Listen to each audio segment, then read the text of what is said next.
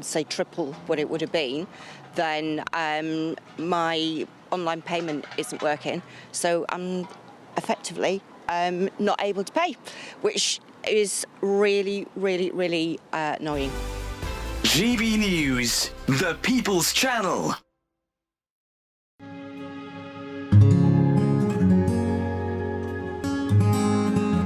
I think for far too long in this country, millions of people felt as though they weren't represented at all by the establishment media. GB News was needed because there literally was no other voice. Everyone was saying the same thing. GB News exists because there is a desperate need for fearless journalism that puts the people first. GB News came on the scene as a disruptor, and it has always been a disruptor ever since.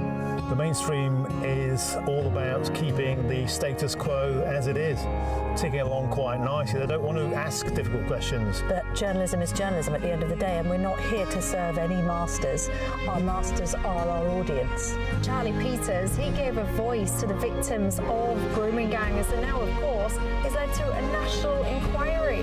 GB News exists to make sure those concerns are put forward and people feel as though what they want to ask is put to those in power. We don't take orders from anyone. We ask the questions our viewers and listeners want answering. I know what's actually being discussed by my family and my friends. Us ordinary, hard-working British people have had enough. We've had enough. They're fed up with the same old establishment nonsense. Everything that we do is opening up conversations that others are afraid to go at. Why are you illegally bringing people into Britain? That is our job. Our job is to get to the truth. If it's important to you watching or listening at home, then it's important to us as well. That's what makes us the fearless champion of Britain.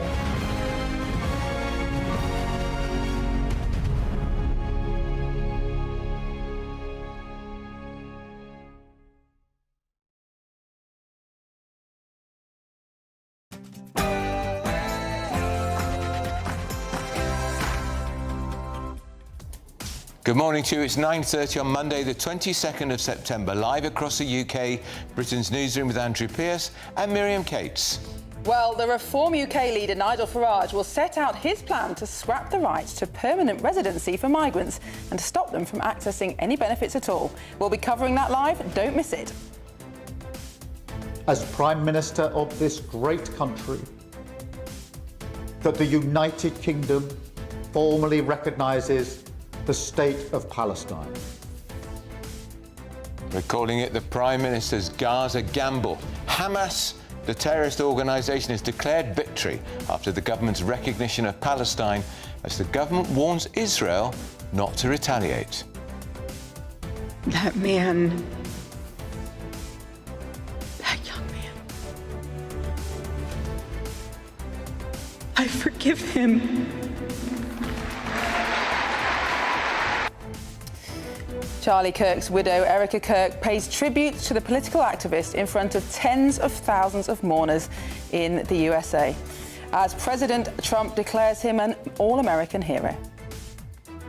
Charles James Kirk was heinously murdered by a radicalized, cold-blooded monster for speaking the truth that was in his heart.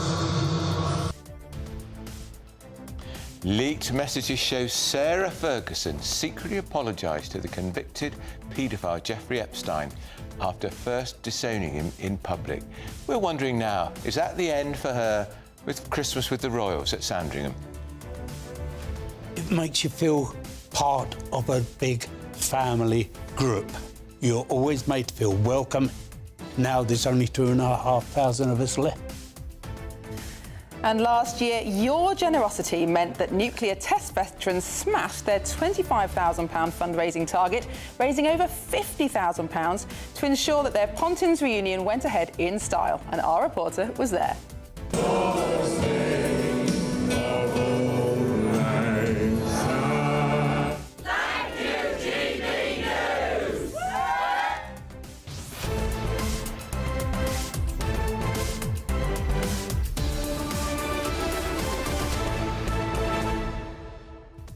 Well, that was a very moving moment because actually those veterans talking about the nuclear test came onto our programme and told us how there was no money for the Christmas reunion at Pontins, and they wanted 25,000. On Britain's Newsroom, I think we got to 50,000. Gosh, that's so in amazing. 2.5 hours. Wow, and they were incredibly moved and very generous. So it's an incredible story as well. What they went through, their story really does need telling. And they're still going through it because it's given many of them long-term health issues. It's impacted on children and grandchildren who have been born with genetic defects. Yeah. It's an extraordinary story, and of course they haven't had their proper conversation. No, absolutely. Well, we'd love to hear what you think about that and all the other topics we're discussing today. Send your views and post your comments by visiting gbnews.com/you'll say. But first, your 60-second news update with Sam Francis.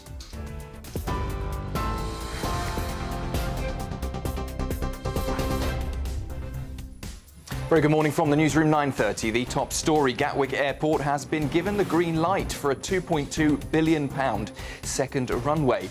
Ministers call it a no-brainer for growth. The project could see more than 100,000 extra flights each year and passenger numbers double to 80 million. Critics, though, warn it's a disaster for the climate. And travel chaos continues across Europe after a cyber attack crippled airport check-in systems. Brussels has cancelled nearly half of today's flights, while Heathrow is still battling delays despite emergency fixes.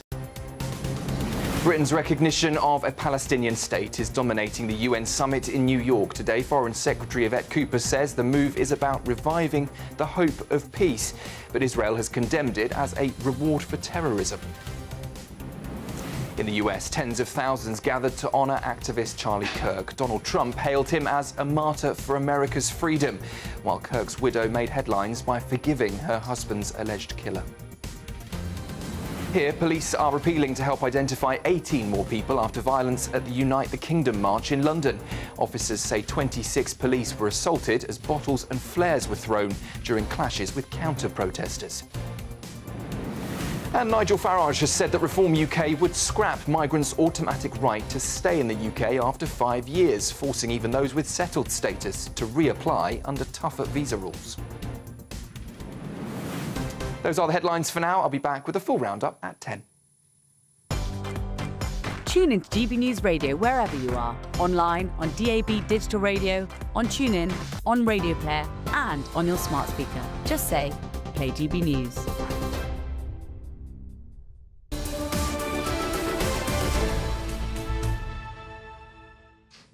Hello, good morning, welcome. You're watching Britain's Newsroom. We're live across the United Kingdom on GB News with Andrew Pearce and Miriam Cates. Now, later on, Andrew, in the show, 11 o'clock, we've got this press conference by Reform UK. And this week, unlike last week, they've trailed what they're going to announce. Yeah, because last week we had the extraordinary defection of Danny Kruger, one of the most thoughtful, cerebral Tory MPs defecting. Today we know that they are going to scrap migrants' right to indefinite leave to stay. So essentially, if they're here for 5 years, even if they're doing some of the most low-skilled, lowly paid work, that's it. Yeah. They can stay. So can their families. And now that's going to change. Nigel Farage's reform is going to say they'll have to apply for a 5-year visa, and if they don't meet the right criteria, if they can't speak English, if they don't get paid enough, if they're not doing a skilled job, or if they're claiming any benefits at all. Benefits at all, really significant, you're out. Now, the reason for doing this is that they are saying that the Boris wave, which of course is where I think 3.8 million people came up after Brexit, when instead of reducing immigration, the government reduced the requirements to get a visa. We had this huge wave of immigration, and what they're saying is that unless we do something about this, lots of these people will become eligible for indefinite leave to remain in January and therefore start being added to the benefit system, etc. Yeah. So time is running out. But do you think it's fair, Andrew, to blame the entirety of our immigration crisis on Boris Johnson? Well, he was Prime Minister. He was Prime Minister, and I know when he was Mayor of London, he took a different view to me about migration, because London, a great city, but needs some migrant population, particularly in the carers and in hospitality. He wanted to give an amnesty to 500,000 illegal migrants in London. Yeah. What? I know. I just thought this is nuts. He's always been an incredible liberal. on these issues, and I don't think that's where the country is. But I suppose the question is, was it deliberate? It was obviously a really ridiculous error to have the salary requirements for visas so low. I think it was £26,000, which is a long way below the median British wage, far away from this kind of high-skilled Australian model that we were promised. But nevertheless, could it... I mean, it's a series of serious errors, but do you think he deliberately wanted to bring in 3.8 million people? Surely he would have realised that was a political disaster. I don't think he wanted that many, but I just think there was the usual lack of attention to detail. The Tories just seem to be deaf to the cries from the country saying, oi, what's happening to our country? We voted for Brexit because we wanted control of our borders. We were sick of free movement of people, sick of every accent you heard was from Poland or wherever in Eastern Europe. People were fed up with it. And then the Prime Minister who said, I'm going to get Brexit done, opened the floodgates. And that's the word to use, the floodgates. And I think COVID gave the government a false sense of security, because during COVID there was almost no immigration because there's just no movement around the world. So it looked initially like immigration had fallen a lot after Brexit, but of course, as soon as the borders were opened, the floodgates were opened. Well, to discuss this further, we're joined now by Guy Dampier, who's the senior researcher on nationhood at the Prosperity Institute. Guy, good morning. Thank you so much for joining us. Now, these plans by reform that are going to be announced this morning look remarkably similar to some of the things that you've been saying for quite some time. Talk us through the detail. Good morning. Well, I can't say that it's necessarily true that Nigel's been reading my work, but what I can say is there is a lot of similarity. So what he's saying is, as you said, we've had 3.8 million people come in 2021 to 2023. By 2026 to 2030, about 800,000 of those will qualify for indefinite leave to remain. We could have as many as 2 million of that 3.8 million, so over half becoming eligible for ILR. And once they have indefinite leave to remain, that's it. They've got residency, they can access welfare. In fact, they've got every single right that a citizen has, pretty much, apart from the right to vote, unless they're a Commonwealth citizen, in which case they have that right as well. When you say right to welfare, do none of them already? Do some of them not already have right to welfare, Guy, even before the 5 years? You can get right to welfare in certain situations, so you're not usually supposed to be able to access it, but certain things, usually to do with things like the Children's Act or Social Care Act, will enable you to access it as well, even if you're not officially supposed to. And what about if they need access to the NHS? Are they paying for that? Well, you're supposed to pay an immigration health surcharge that covers that. But does anyone pay it? Well, they do have to pay the surcharge in order to come to the country, but that doesn't necessarily mean that they're not spending more or we're not spending more on them via the NHS than they are actually paying on the surcharge. But in truth, most of them will be relatively young, so it probably won't be too much on the NHS and dealing with their relatives. But the problem is you're locking in lots and lots of people to come to this country, to stay permanently, and then to bring all of their relatives over as well. And most of these people are on very low-skilled, low-wage incomes, which means that what you're really doing is you're bringing a lot of people who are going to be fiscal costs. And if you add a lot of fiscal costs to the country, obviously what happens is taxpayers' money is going to be essentially redistributed to them, which only makes our financial crisis even worse in the long term.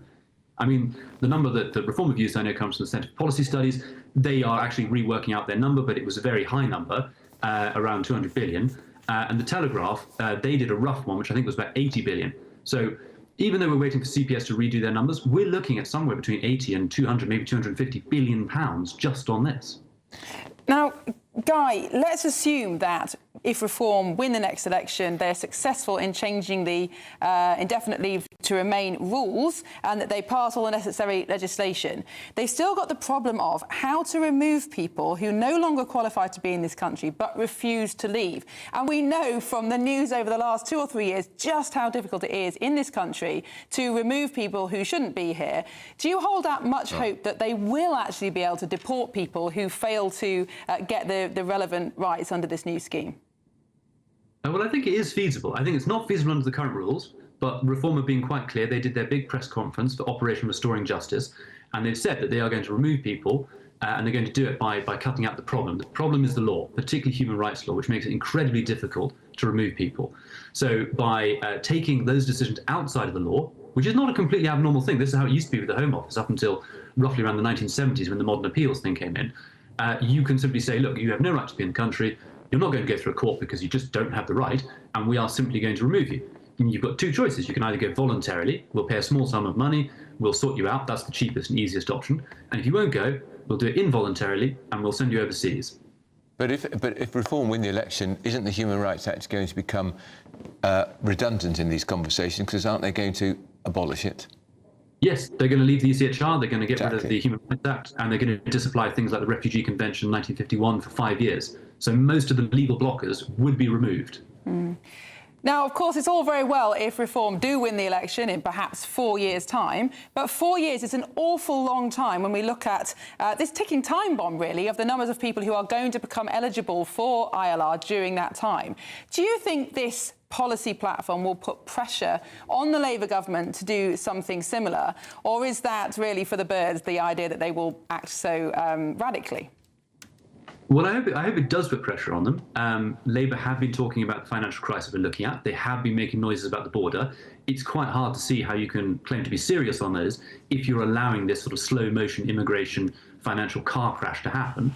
On the other hand, there's a lot of pressure within the Labour Party saying that they need to stand up and sort of reclaim the debate on immigration, even if it's incredibly unpopular with the country. So my suspicion is they won't do very much. The danger then is that a lot of these people will not just get ILR, they'll then be able to apply for citizenship, and a lot of them will have citizenship by the time that Reform, if they do get into government, as current polling suggests, get into government. The question then will be what you do. And one thing that I'm not sure Reform have discussed yet, maybe they'll discuss at the press conference, is if you have gained your citizenship fraudulently, then it can be revoked. And so one issue one thing I've noticed is they're going to ask people to reapply for visas. People on ILR currently, they have to reapply for visas, and they have to redo the language tests. Now, that's important because we know that a lot of language tests are faked, and we know that the language tests are incredibly low. I mean, it's B1. With B1 English, you can read a children's book, and even there, you might find some words you don't know. It's not a very high level. So if they actually reintroduce and say, we're going to recheck your English skills, and if you can't even pass a B1 as you supposedly could, then we know you gained it fraudulently, they could revoke citizenship from some of those people and spare us some of the financial issues. Really interesting. All right, Guy, that's Guy Dampier, works for the Prosperity Institute, which is, of course, owned by the Legatum Group. The group is also one of the leading investors in the holding company of GBNews. I'm sorry, if people make fraudulent applications to be here, they shouldn't just have to do it again. Shouldn't they be prosecuted? Well, I think their citizenship can be revoked, in which case they could then be deported, you would assume. On the next plane. Exactly. But this is the problem. You know, 4 years is an awful long time. If the Labour government don't do anything about it, then, you know, the Boris wave can't be reversed. Anyway, it'll be very interesting to see what Reform say later. Now, still ahead, we're going to bring you all the updates from the memorial service of the activist Charlie Kirk, which took place in Arizona. There was a huge audience and a very emotional contribution by his widow. But coming up next, Hamas have claimed victory for Sir Keir Starmer, recognising Palestine as a state. We'll be looking at the reasons why he did this. But first, if you want some of that elusive holiday sun, and by word, it's got chilly today, hasn't it? Yeah. Here's the forecast for some of the top European destinations.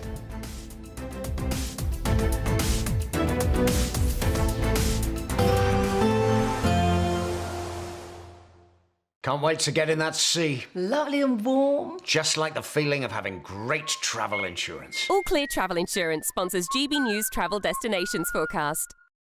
Hello. Well, it's a mixed picture out there across Europe. Rain and thunderstorms for some, but even still, we've got some warm sunshine out there. So showery outbreaks of rain affecting Madeira, but across much of Portugal and Spain, fine, dry and settled. But there is this area of low pressure, and that's going to bring showers, perhaps even thunderstorms, especially across the Alps. Best of the sunshine across Greece, feeling warm here. And that's a similar picture as we go through the week. Sunny spells and highs of up to 27 degrees. All Clear Travel Insurance sponsors GBNews Travel Destinations Forecast. In the GB Newsroom, we bring you the news as it happens. With our team of dedicated journalists across the UK, we're ready to keep you up to date with what's happening every half an hour, every single day. Bulletins here on GB News, the People's Channel, Britain's news channel. This is GB News, Britain's news channel. Well, Jeremy Clarkson is being praised for his role in inspiring the next generation of farmers. His documentary shows the ups and downs of British farm life, and now the Royal Agricultural University in Gloucestershire has credited it with a rise in applications. Good stuff, eh? We can now speak with the agriculture student at Gloucestershire's Hartpury University, Joseph Watkins. Joseph, thank you so much for joining me. What a scene you've got there. Do you think it's going to inspire another generation? You're a young man yourself. How has it inspired you at all? For anyone watching, it's just amazing to see, isn't it? all the different steps they take, all the different revenues which they can create on farm. So I think it's really good for the public. And if it does something to help get people into the industry, I think that's an amazing thing. Agriculture has both a lack of skilled talent and just a lack of people in the industry anyway. So if someone wants to go and do a college course or university course to get into the agriculture industry because they watch Jeremy Clarkson, this old pot-bellied Top Gear man, then I think it's great. And I say that with all due respect. I love Top Gear. Well, we were talking about the ups and downs of farm life. What are the, first of all, let's start with the ups. What are the ups? They're pretty beautiful ladies, you know, surrounded by 600 lovely ladies. That's certainly something. Working outside, you know, you're working with your hands. It's definitely a rewarding experience to be able to go home after a long day and think, right, everything's taken care of. All of these cows are all happy. Some of the downs, well, it's difficult, isn't it? You've heard this, I'm sure you know. The farm tax, family farm tax, has been in the news lately. But the early mornings, late nights, being away from friends and family, strenuous jobs, and often at times dangerous. So there's ups and downs to it. But as you can see now, I think the positives outweigh the negatives for me. GB News, the People's Channel. Britain was once the envy of the world. But look around. A nation that no longer knows what it is or where it's going. A country that's broken. How do we fix Britain? How do we bring it back? Friday night with Matt Goodwin at 8 p.m, only on GB News. At GB News, we love to hear from you, our loyal community. So drop us a line at gbnews.com/yoursay. There you can talk to each other and also to the presenters live on air. gbnews.com/yoursay, because GB News is your channel, Britain's news channel. In the face of the growing horror in the Middle East, we are acting to keep alive the possibility of peace and a two-state solution. That means a safe and secure Israel alongside a viable Palestinian state. That was Sir Keir Starmer, and of course there's already a backlash after formally recognising Palestine as an independent state. Well, families of Israeli hostages have said this is handing Hamas its greatest prize, while the Prime Minister said this move doesn't reward the terrorist organisation. Let's speak to the political commentator Fahima Mahmood, who joins us now. Fahima, good morning to you. You must be delighted. It's not even about delight, to be honest. When you think about this, Britain is actually quite late in doing this when 147 plus UN members have already recognized Palestine, right? And Britain is actually lagging behind. And the Palestinians have been treated for decades as people without rights, occupied, controlled, denied dignity. This isn't about even Hamas. It's about the millions of civilians living under military law while illegal settlements grow. And there's many Israeli-owned human rights groups like the B'Tselem, as well as Yes Din, breaking the silence, and even ex-Israeli officials now call what's happening an apartheid in Gaza. Many say it amounts to collective punishment and genocide. And Netanyahu is actively blocking peace, rejecting ceasefire proposals, delaying prisoner releases, refusing permanent deals. And the family of hostages are also protesting, blaming Netanyahu and his government to control the war for his own personal gain, not for the people or the hostages. Fahima, so how does what the British Prime Minister has done, along with the Australian and Canadian governments, how does that, A, help the hostages who are being kept in Gaza? How does it get them out? And how does it help the people who are starving in Gaza? How does it improve, change anything at all? Well, the first thing is having a recognition means that they have to uphold international law instead of, trying to ignore it. And, Who does? UK has several allies which are now recognizing this, and they have to force sanctions on Israel like they would, in Russia. So that's how it would actually mean, because they've given them the actual recognition, means that they actually have rights, which they do anyway under international law. But so this will actually help move forward to hopefully implement some of the things that Israel is getting away with. Fahima, isn't this is just magical thinking, though, isn't it? The Prime Minister coming out and saying that Palestine has a right to statehood. It's just virtue signalling. There's no mechanism on the ground, particularly in the Gaza Strip, for becoming a state. There's no government. The only government that there is a terrorist organisation. There's no plan for peace. This is just virtue signalling that actually risks provoking the situation and making it worse. I think what the provocation here is the fact that it's not being recognized to actually uphold anything. It may actually sort of indicate that there might be maybe even if it can be some sort of like recognition for the Palestinians to actually vote in, because Hamas has come in 2007 where half of the population wasn't even born. And at the same time, I think if there's more and more pressure, like the allies of the UK now, as well as UK itself, putting the pressure on the US as well as Netanyahu, everyone recognizes that this is not going to continue unless the government of Israel actually acts accordingly with international law, which they are obliged to. And the pressure needs to be put on. We cannot just allow this to continue as it is. It might be virtual signaling. It might be anything. Like I said, this is the first step and a skeleton to what could be. And we're looking at it from a macro position. So if and ever Palestine does ever have its freedom with regards to not being occupied and not having been managed. Fahima, I'm so sorry, Fahima. We are going to have to leave it there because we do need to get another guest in to put the other side of the argument. But Fahima Mahmood, thank you so much for joining us this morning. So let's go straight to the Telegraph columnist Jake Wallace-Simons. You will have heard some of that, Jake, and I imagine you fundamentally disagree with all of it. What is your position? Is this the worst sort of virtue signalling by Keir Starmer? Is it all about keeping his Labour MPs who are very worried about the threat from the independent Islamic Muslim candidates in this country? Yeah, I think it's really the darkest day in British foreign policy, certainly since the invasion of Iraq and perhaps even before that. It's a contemptible move by a government that most people in the country now truly despise. 90% of the British people do not want this to happen, yet he's gone ahead anyway to appease marginal voters for his own political gain. The fact is that the fact that he's able to say that it doesn't reward Hamas when Hamas itself has declared victory in response and congratulated him just beggars belief. The whole thing is in a parallel reality where you almost think that it wasn't Hamas that started the war. You'd almost think it was Israel. You almost think that there weren't hostages still languishing in the catacombs in Gaza.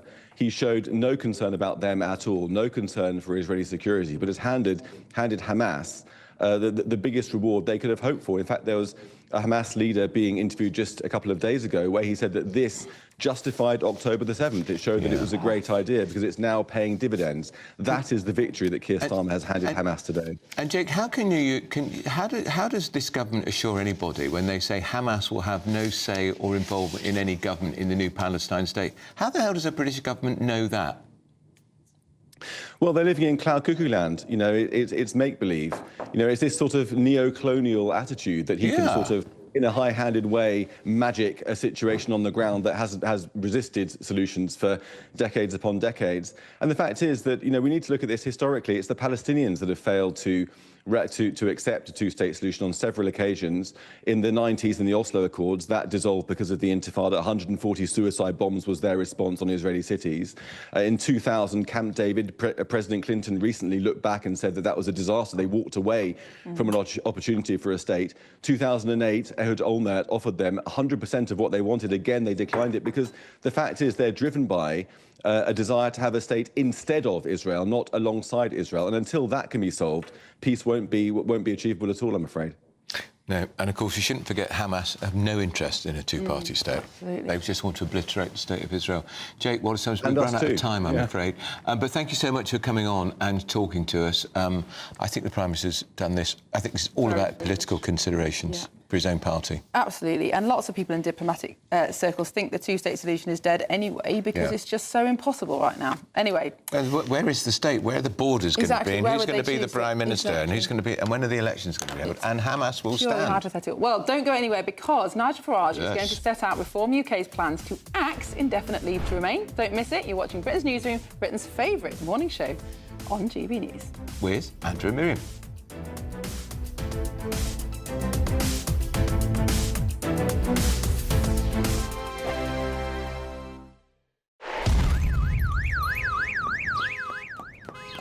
Crash Law 24. sponsors GB News Traffic and Travel Report. Good morning, this is the latest AI travel news from GBnews.com. The M25 anti-clockwise between junctions 29 and 28 faces heavy congestion due to a collision with 2 lanes closed. Traffic should return to normal between 10:30 and 11:15. In Surrey, a lane is closed on the M25 clockwise entry slip at junction 11 due to an incident, causing delays with normal traffic expected shortly. Traffic builds up southbound on the A9 after a vehicle breakdown past Inveralmond roundabout, so proceed with caution. And on the trains, disruption affects the Elizabeth line between London Paddington and Heathrow Airport and various Great Western Railway routes. For more travel news, go to gbnews.com.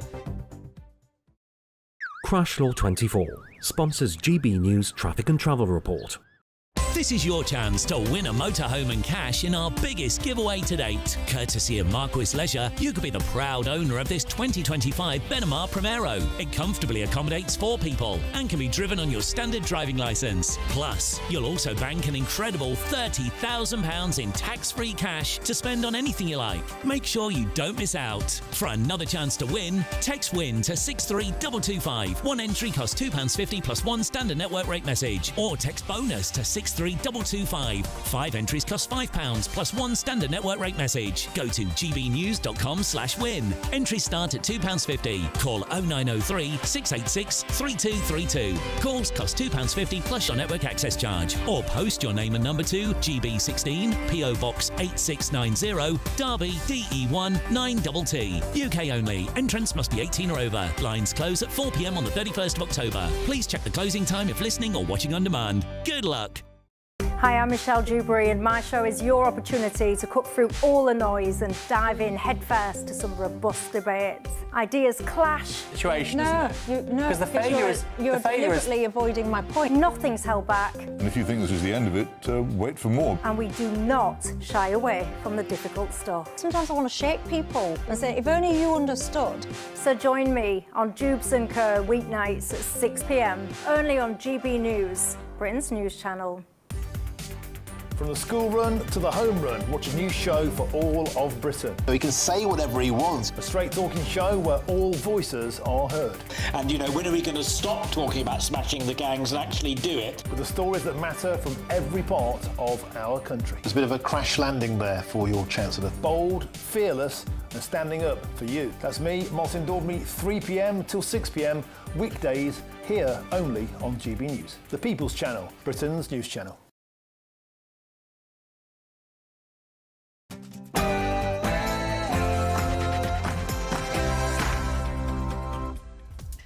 Good morning, it's 10 o'clock on Monday the 22nd of September. We're live across the United Kingdom. This is Britain's Newsroom with Andrew Pearce and Miriam Cates. So Reform UK leader Nigel Farage setting out his plans to scrap the right to permanent residency for migrants and to stop them from accessing benefits. We'll be covering that press conference live. Stay with us, don't miss it. Yes, Nigel Farage is on the warpath this morning, explicitly criticising Boris Johnson for letting in a wave of migrants. How would a reform government shake up the system? Find out more with me very soon. As Prime Minister of this great country, that the United Kingdom formally recognises the State of Palestine. Well, this is the Prime Minister's great Gaza gamble. Hamas has declared victory after the government's recognition of the Palestinian state, but the government is warning Israel not to retaliate. That man.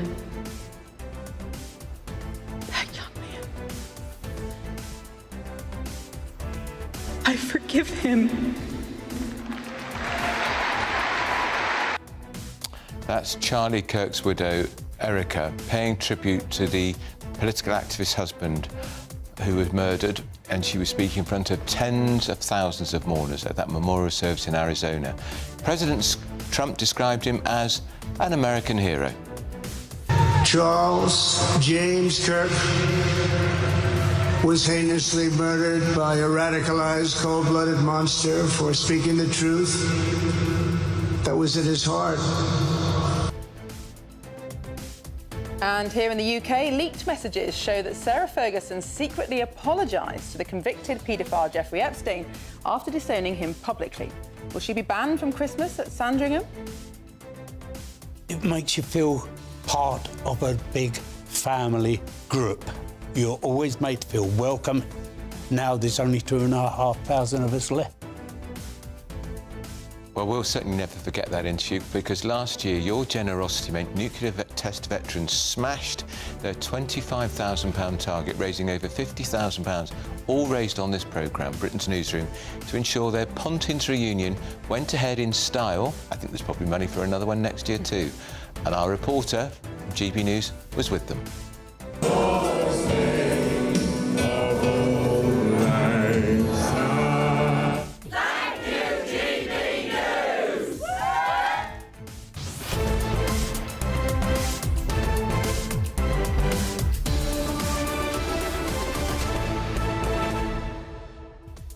Andrew, I did actually stay up and watch almost all of that Charlie Kirk memorial service last night. I mean, it was over 4 hours long. No, I dipped in, I dipped out, because I know what happened. I'll be glued to it, and you've got to get up early. So I just caught a little bit of the wife speaking, incredibly movingly. Absolutely. The whole thing was incredible. I've never seen anything like it. All the leaders of the free world, as they call themselves, standing up to speak about how brilliant a man Charlie Kirk was, to talk about his and their Christian faith, but also the patriotism. Yeah. So much talk about America being amazing. Just, I want a bit of that here. Yeah, it was amazing. And he was and died a martyr to free speech, and that was an extraordinary outpouring of affection for him.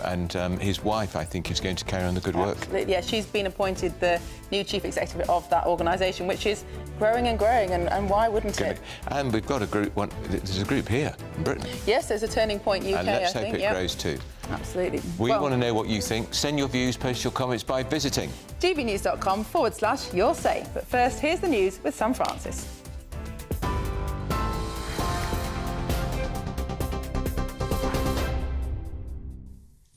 Miriam, Andrew, thank you very much. Good morning to you. Just after 10 o'clock. Well, Transport Secretary Heidi Alexander has given the green light for a £2.2 billion second runway at Gatwick Airport.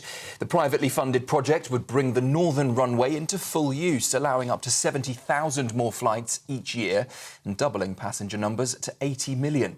The Chancellor, Rachel Reeves, says it will deliver thousands of jobs and billions in investment, calling it part of plans to get Britain building again.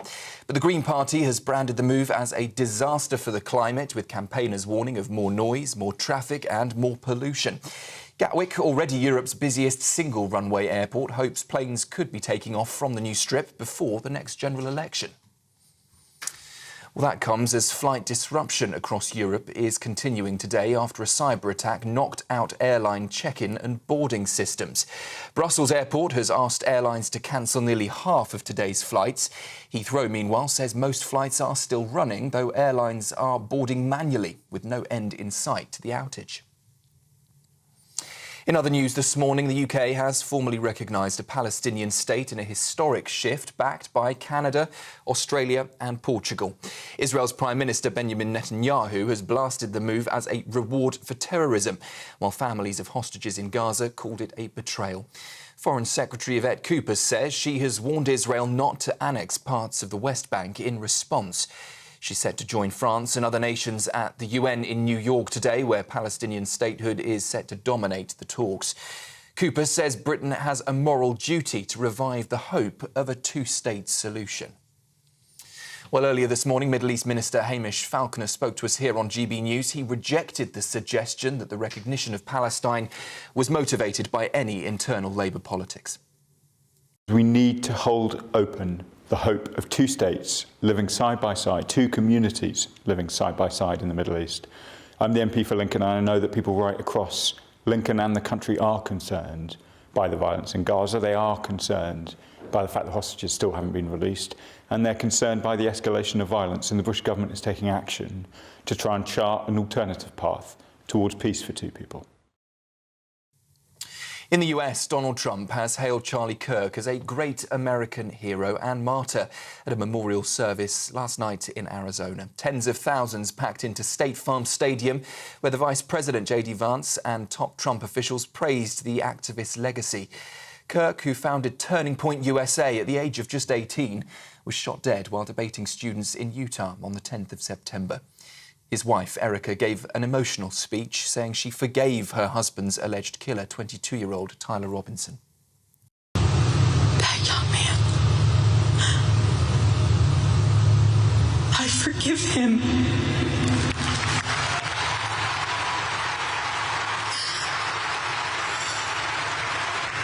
I forgive him because it was what Christ did and is what Charlie would do. In other news, Nigel Farage says that Reform UK would abolish indefinite leave to remain, forcing migrants to reapply for stricter visas every 5 years. Applicants would need higher salaries, stronger English and 7 years here in the UK before qualifying. The new system would bar access to benefits and tighten family visa rules. The party's policy chief, Zia Youssef, has claimed the move could save taxpayers £230 billion and undo what the party calls the Boris wave of migration. But the Labour government insists foreign nationals already face strict benefit rules, which may, they say, soon rise from 5 to 10 years. And police are appealing for help to identify 18 more people after violence at the Unite the Kingdom march in London. Hundreds of thousands joined the rally led by Tommy Robinson on the 13th of September, which he called the biggest freedom of speech event in British history. Around 5,000 counter-protesters also gathered, with clashes breaking out on Whitehall and Trafalgar Square. 24 arrests were made as 26 officers were assaulted, with bottles, flares and projectiles thrown. The Met Force has released 16 new images urging people nationwide to come forward with any information. That's the news this hour. I'll be back with you in 30 minutes' time. Now, though, it's straight over to Britain's Newsroom.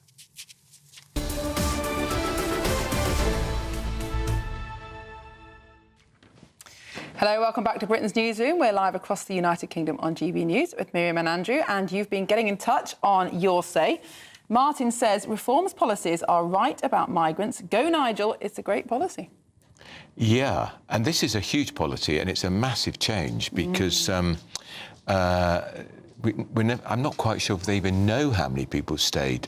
No, I think they're all estimates, aren't they? Yeah. And one viewer says, we need to do what Trump did. If people have no right to be here, the second they're caught, they get deported, they don't get a chance to appeal. And I think even people who don't like Trump recognise the fact that he has done an incredible job of really reducing the number of illegal immigrants that come across the border. And no doubt Reform will be looking to that. But it just shows how the other parties have really missed the boat on this. Because people, we had on earlier Guy Dampier, and he's been warning for 9 months at least about the disaster of indefinite leave to remain that's coming down the line from all the people that came over in the last few years. But none of the other parties have picked up on it, despite it being out there. And another says, Erica's speech was one of the bravest and most moving that I have ever seen. God bless her and her children during whatever the future holds. Inspirational. And on indefinite leave to remain, I mean, it's to weed out the people doing low-paid, unskilled jobs that can be done here by people, local people, and also, if they're claiming benefits, out. Exactly. Well, as we've been saying, Reform UK leader Nigel Farage will pledge to eject hundreds of thousands of legal migrants. And the party want to change the law to prevent foreign nationals from accessing the British welfare system. So, political correspondent in Westminster, Olivia Utley's with us. Olivia, this is another big set-piece speech by Nigel Farage. And he's saying to those people who say the Reform of policy light, well, here we go again, another major policy announcement. He's on the front foot again. He dominated the political discourse during August. Here we are in September, when it's the government supposed to be having a reset, if you recall. What did they call it? The second stage, I think? 2.0 or Plan B or I don't know. And yet here we are, it's Farage dominating, and I suspect what he says about migration will completely overwhelm Starmer's stuff on Palestine. Well, absolutely. Nigel Farage seems to be on a policy roll here. The policy that he's talking about today, ending indefinite leave to remain, will probably be pretty popular among the British public. We don't yet have any polling on it, but I suspect now that the majority of Brits consider migration the top issue in the UK, I think it'll prove pretty popular. The point Nigel Farage is making is that Reform have now come up with a policy proposal to tackle illegal migration. There's that irregular migration on small boats, but that is just the tip of the iceberg. Over the next few years, it is estimated that over 1 million people will be granted indefinite leave to remain in this country. And when someone is granted indefinite leave to remain in the country, they are essentially given the same rights as British citizens. So they are able to access the benefit system, for example, in exactly the same way as a British citizen. Nigel Farage would end all of that. So instead of indefinite leave to remain, migrants would have to reapply for a visa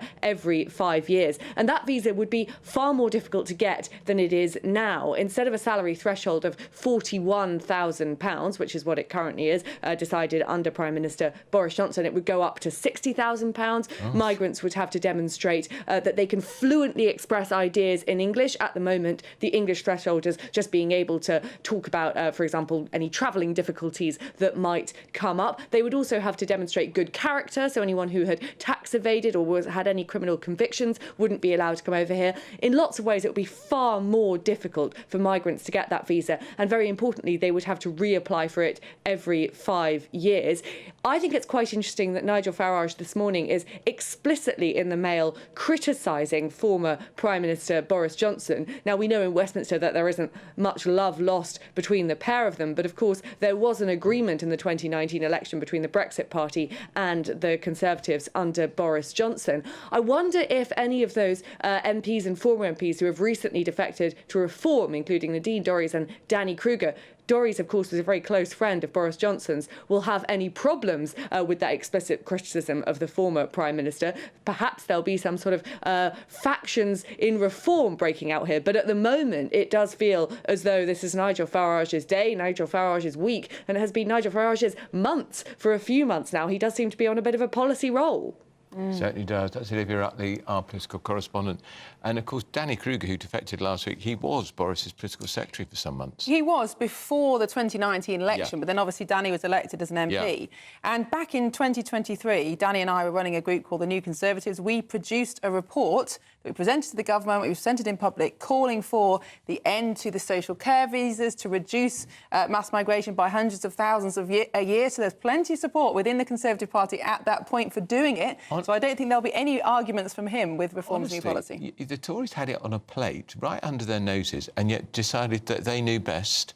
So carried on with mass immigration, legal and illegal, and lost by the biggest result in history. We were severely criticised within the party for pointing out that immigration was going to lose us the next election, and that these were the things that these were the things we could have done about it. Absolutely. But unfortunately, well, Farage has definitely taken on that mantle, hasn't he?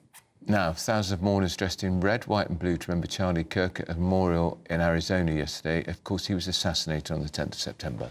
Charlie Kirk's widow, Erica Kirk, Vice President J.D. Vance and President Trump were among those paying tribute. Take a listen. Charlie Kirk was without a doubt among the most influential figures in the most important election in the history of our country. The election of, that beautiful day, November 5th, 2024. Do you remember that day? It was 9 months ago. What a day that was. I mean, we had a pretty good day in the first one. And I must tell you, on the second one, we had a phenomenal day. But a lot of bad things happened. And now that's not even questioned. They cheated like dogs, but we got them back, didn't we, huh? Got them back. But we owe Charlie a profound and eternal debt of gratitude now. Just like Charlie and Erica made Turning Point hot, we are looking at a country that has the chance to attain a level like never before. Tariffs are making us rich again, richer than anybody ever thought was possible. President Trump there. Well, we're now joined by US political analyst Nora Lee Knotson. Nora Lee, good morning. Thank you for joining us. Good morning. It was an extraordinary event. Has there ever been anything like that you can remember in America? Miriam, it was phenomenal. A true triumph to all that Charlie lived for.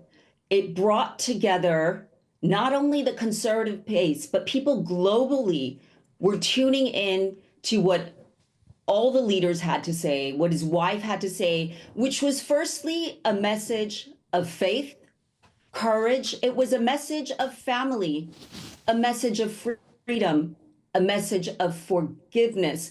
I could not hold back the tears when Erica Kirk said her husband was trying to save young men like the shooter and looked up to the sky and said Charlie Kirk would forgive him and she forgives him.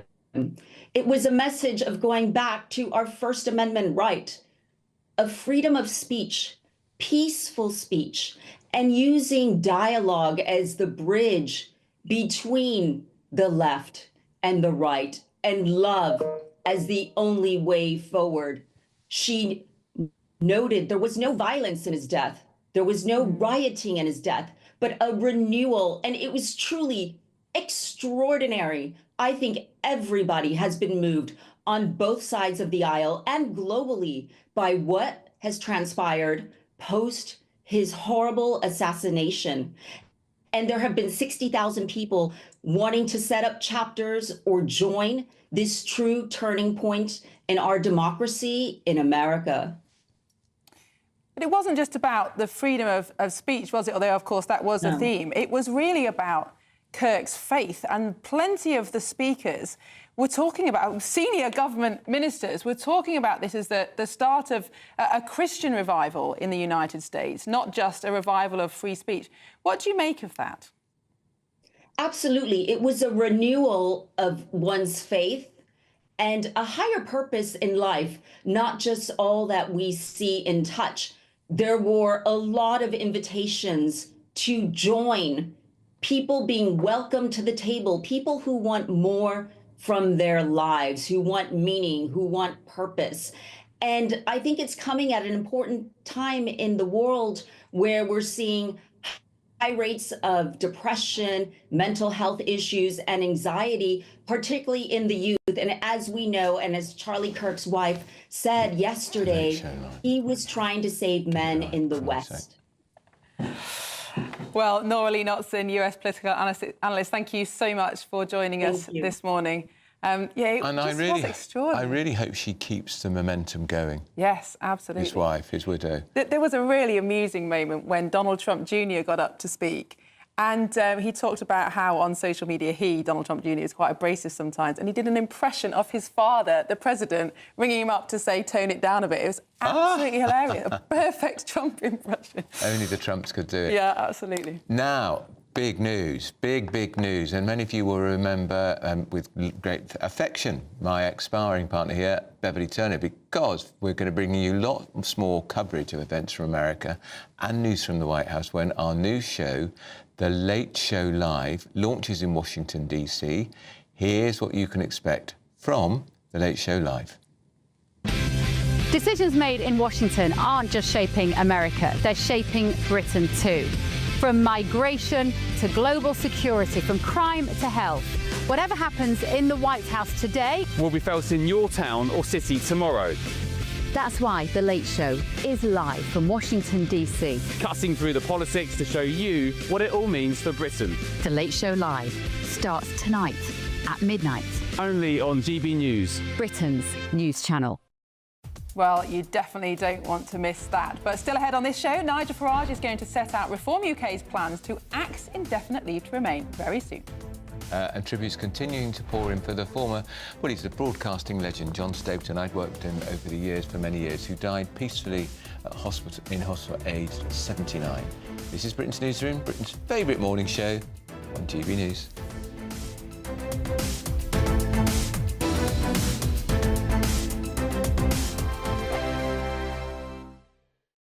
Westminster's full of talk, but out here, it's the real world. Am I allowed to talk now? No, that's it. This is where it matters, real people and real lives. That's what politics is all about. In fact, has Trump made a good start? No. Straight answers, no spin, and just a couple of pints. How many fingers have I ever got up? About 10. So join me for Lee Anderson's Real World every Friday at 7 p.m. only on GB News. The People's Channel, Britain's news channel.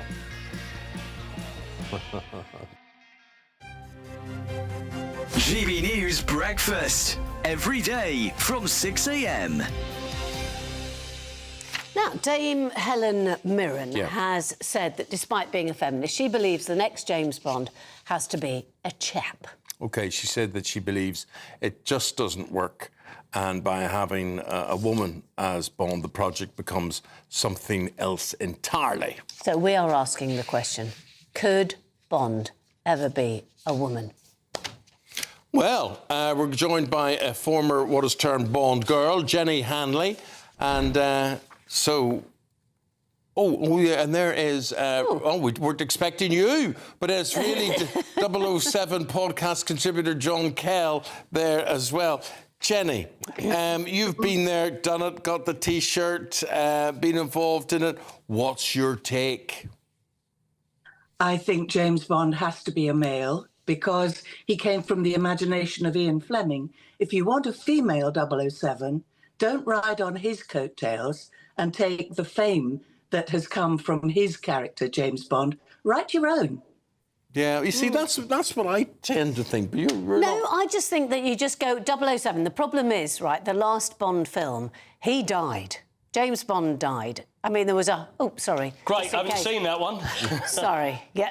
I think everybody pretty much now knows that he definitely... I mean, there was an absolutely... It wasn't even did he or didn't he, can he or can he not survive. It was 100% gone. So it's now time for a clean... The nice thing about a clean sheet, surely, John, is that you can actually go, right, so 007, let's do the 007, and then we can do different stories because the books that have been written by Ian Fleming have been well and truly milked, haven't they? GB News, the People's Channel. You want to know what's really going on in the corridors of power? Labour don't know what to do with you half the time, and that makes you quite lethal in the chamber. Get behind the headlines with Chopper's Political Podcast. Join me, Christopher Hope, as I sit down with the great and the good of British politics. We'll see where this ruling takes us. These are the stories shaping our nation. Chopper's Political Podcast, available now on all platforms. Listen in and stay ahead.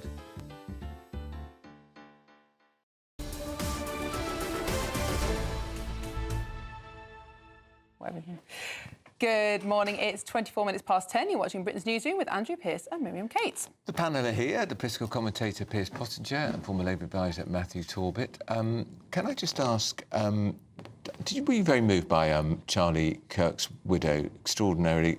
I mean, could you really say I forgive him? I don't think I could forgive somebody who shot my partner. I think in front of my children. It's a very Christian thing to do, and I admire her for that. Yeah. And I admire her strength. Yeah. I think it was an extremely difficult situation. Yeah. And it's a pity that what could have been a dignified funeral service turned into the Super Bowl. I'm afraid I didn't. I know, but it was a great. Are you referring pity. to Trump becoming quite political at the end? Because until that, they mostly stayed off politics. Yeah, I think as an occasion, I would have preferred, and I think it would have been much more dignified. And Kirk was a genuine Christian. Yeah, a genuine evangelical, and that was a celebration of all things evangelical. I doubt he would have liked that event. Oh, I'm not so sure. Let's move on. Prime Minister, you're often critical of your own leader. You just called in the Prime Minister? No, the Prime Minister. Oh. We could do it. No, you couldn't do worse. You couldn't do worse. Has he finally got onto the right part of the pitch for you by declaring a Palestinian state? It was never an obsession for me, despite being on the left. I think it is for some. I think there are greater priorities here before we start looking abroad. Yeah. I'm not against it. I just worried when it was announced we were going to do this. Was it really mean?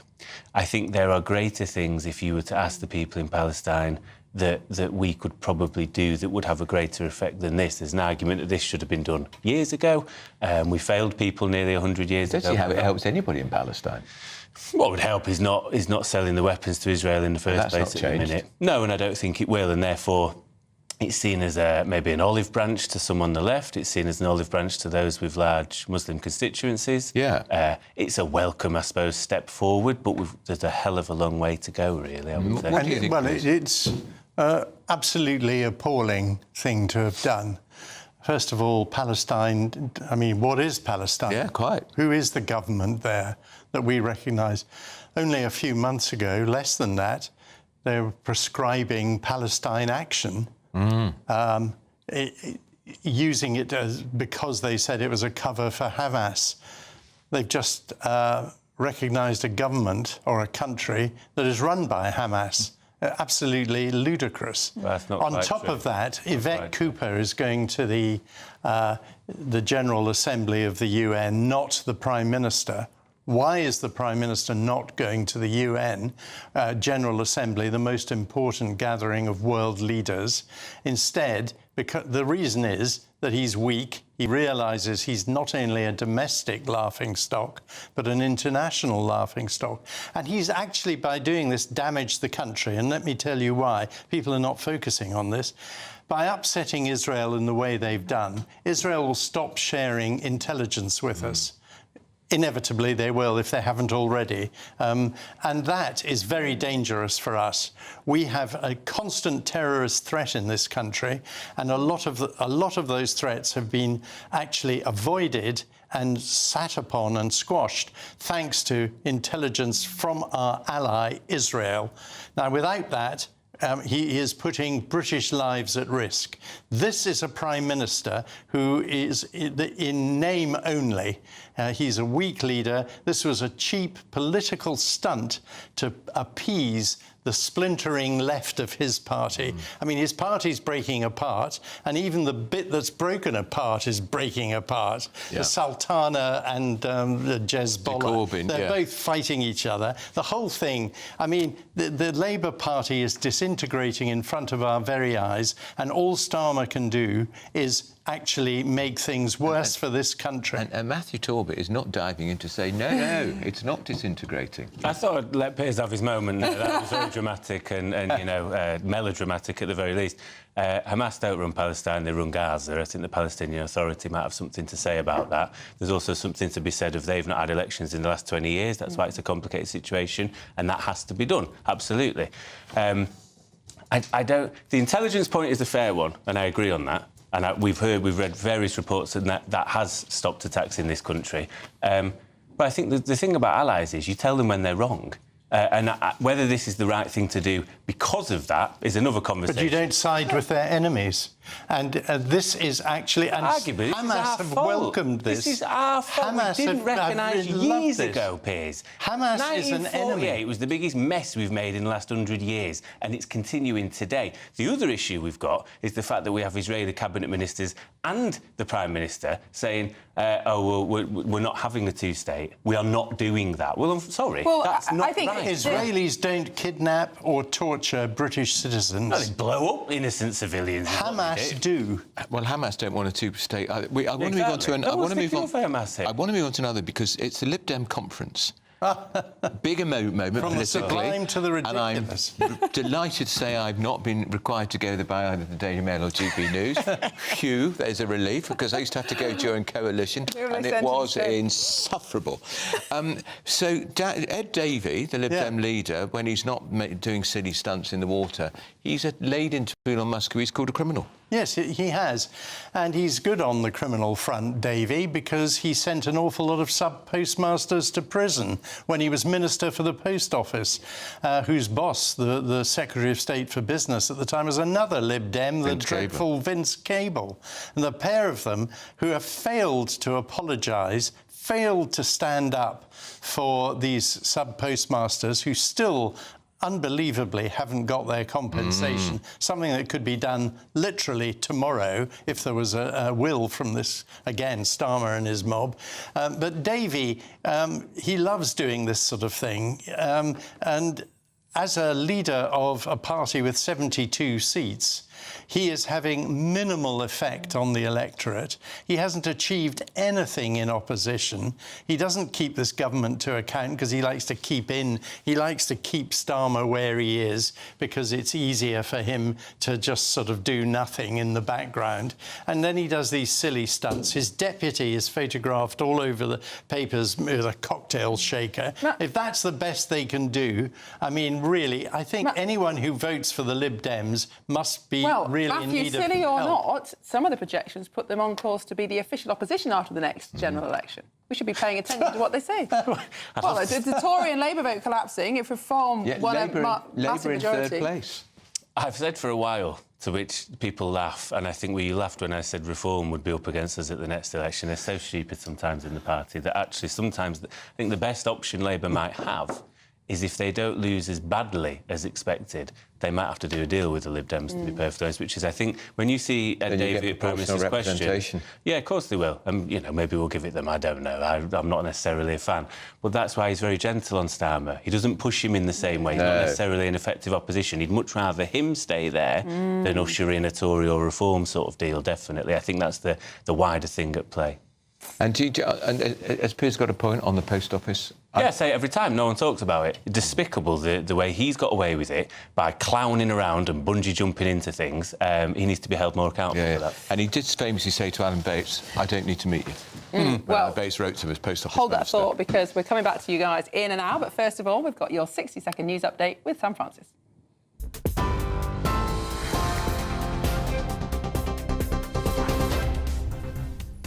Very good morning to you. 10:30, the top story. Nigel Farage says Reform UK would scrap migrants' automatic right to stay after 5 years, forcing even those with settled status to reapply under tougher visa rules. Later this morning, Mr Farage and Zia Youssef will be holding a press conference in London. We'll bring you it live here on GB News. In other news, Gatwick Airport has been given the green light for a £2.2 billion second runway. Ministers say it's a no-brainer for growth.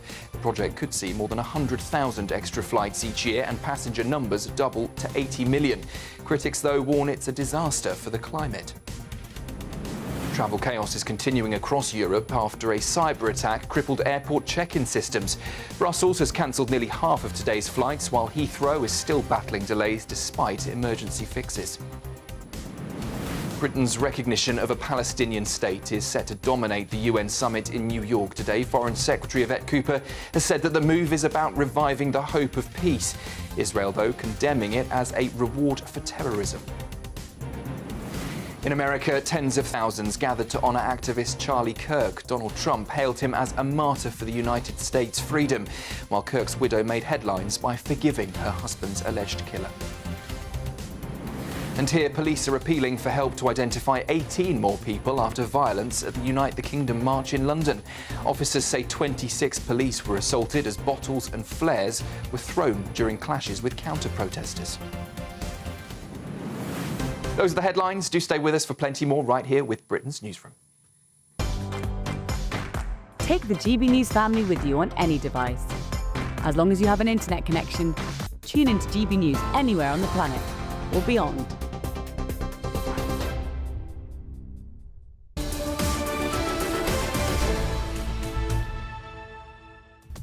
Coming up next, find out how the £50,000 that you raised, you, the GB News viewers, for the Nuclear Veterans Annual Reunion at Pontins, find out how it was spent, and you must watch this.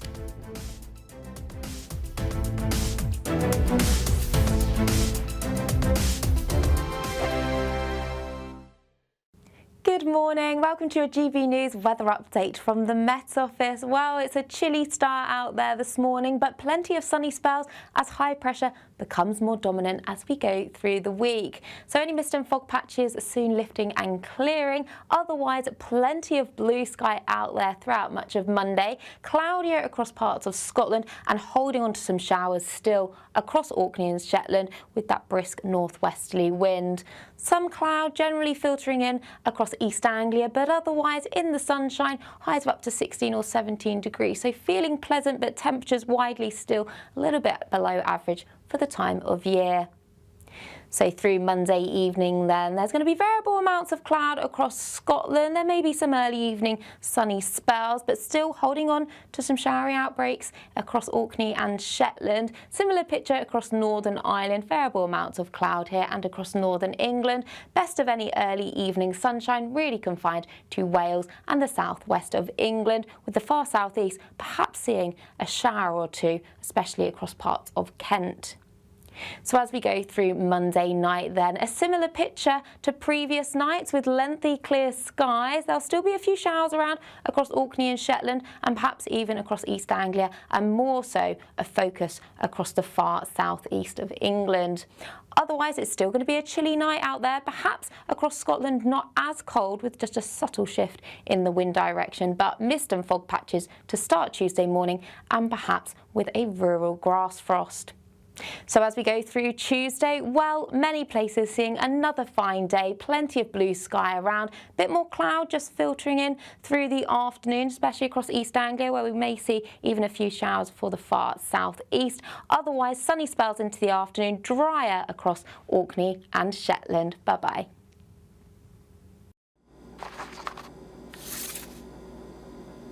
Crash Law 24 sponsors GB News Traffic and Travel Report. Good morning, this is the latest AI travel news from gbnews.com. Commuters heading southbound on the A9 should be cautious due to a broken down vehicle after the Inveralmond roundabout. Drivers face disruptions on the M25 in both directions, with a collision anti-clockwise between junctions 29 and 28. Meanwhile, clockwise access at junction 11 is partially blocked. On the A6 028 westbound, expect congestion between the A6 024 and the A57 junction. On the trains, East Midlands Railway faces disruption between Chesterfield and Nottingham, while the Elizabeth line endures delays between London Paddington and Heathrow Airport. For more travel news, go to gbnews.com.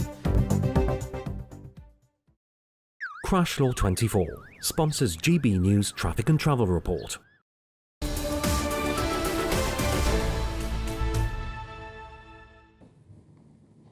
Welcome back. It's 22 minutes to 11. You're watching Britain's Newsroom on GB News. Last year, you, the fabulous GB News viewers, to this programme, raised more than £50,000 for Britain's nuclear test veterans. It was to have their annual reunion because they simply didn't have the money. Well, 130 veterans who were witnesses to nuclear testing in the 1950s and 60s met last week at Weston-super-Mare. Our national reporter, Jack Carson, went along. There's a big, thick black line hurtling toward you from 20 miles away. It hits you. It burns you. It throws you into the ground like a piece of rag doll. Brian Unthank is just one of the thousands who were witnesses to Britain's nuclear bomb tests, exposed to radiation without protection. Today, veterans like Brian and Terry and their families live with the untold consequences of their service. Yeah, I was a gummy child at the age of 20. I'd lost all of them within 3 months of coming back from Christmas Island. I have another granddaughter now at the age of 9. Her teeth are crumbling like chalk. Lots of skin cancers, of course. My own son can't have children. He's got multiple DVTs, and he's also got lung problems, and teeth problems as well, which are symptoms of what we've been going through. It's all going through the genes. But out of all of that has come a family of veterans and descendants who are determined to get answers. At their annual reunion in Weston-super-Mare, it's a chance for them to catch up with friends and renew their fight for justice. Thanks to the generous donations from GB News viewers, more than 130 people were able to attend. This year particularly marks a huge step in the push for more education in schools about the tests, with the launch of a book and online resources. Alan Owen is the founder of the campaign group Lab Rats International, who organised the event. What we want is to be able to get a copy of the book into every secondary school in the UK. That's our goal. And it's a high goal. There's a lot of secondary schools in the UK, but that's our goal. And we're going to start with the pilot in Swansea and build it out from there. And then there'll be another event in Manchester in November, where again we'll move it out. And the idea is that this book will be in every school. in the UK within the next few years. That's what we're aiming for. For descendant, actor and campaigner Steve Pearce, it's a chance to ensure future generations know about the tests and their impact. We had a programme. We invented our own weapons, we tested our own weapons, and that is how we have got a British nuclear deterrent. Very, very few people realise that. And it's an important for the next generation to know what's keeping them safe, to know where the nuclear deterrent came from, because it is a part of history, and no part of history should be airbrushed out. For the Veterans' Night of Entertainment, it's a tradition everyone dresses up in Hawaiian shirts and takes part in some Kiribati dancing, seen on Christmas Island, where many of the tests took place.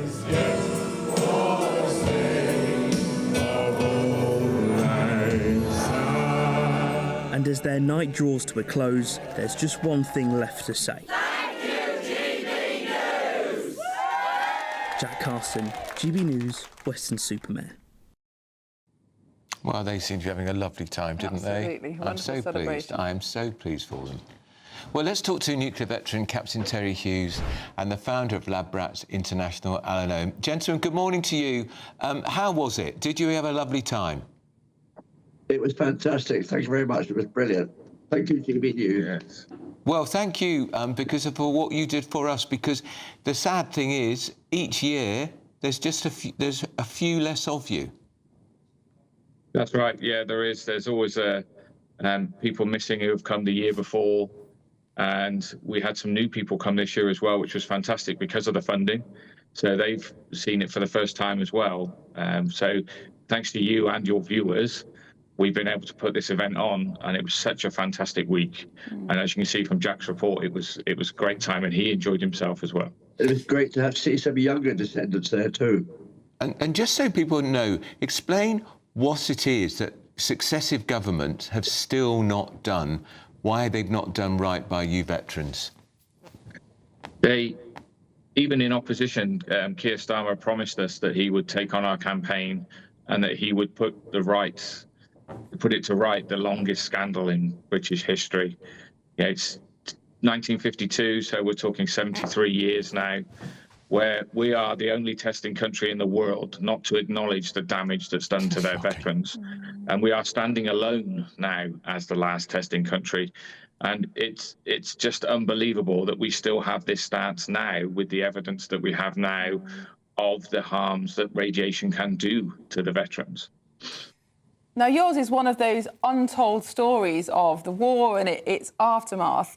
Lots of people know about D-Day and some of the other famous events that we've been commemorating in the last few years. But has this given you an opportunity to tell your story to more people? Are more people becoming aware of what you went through and the legacy that it's left?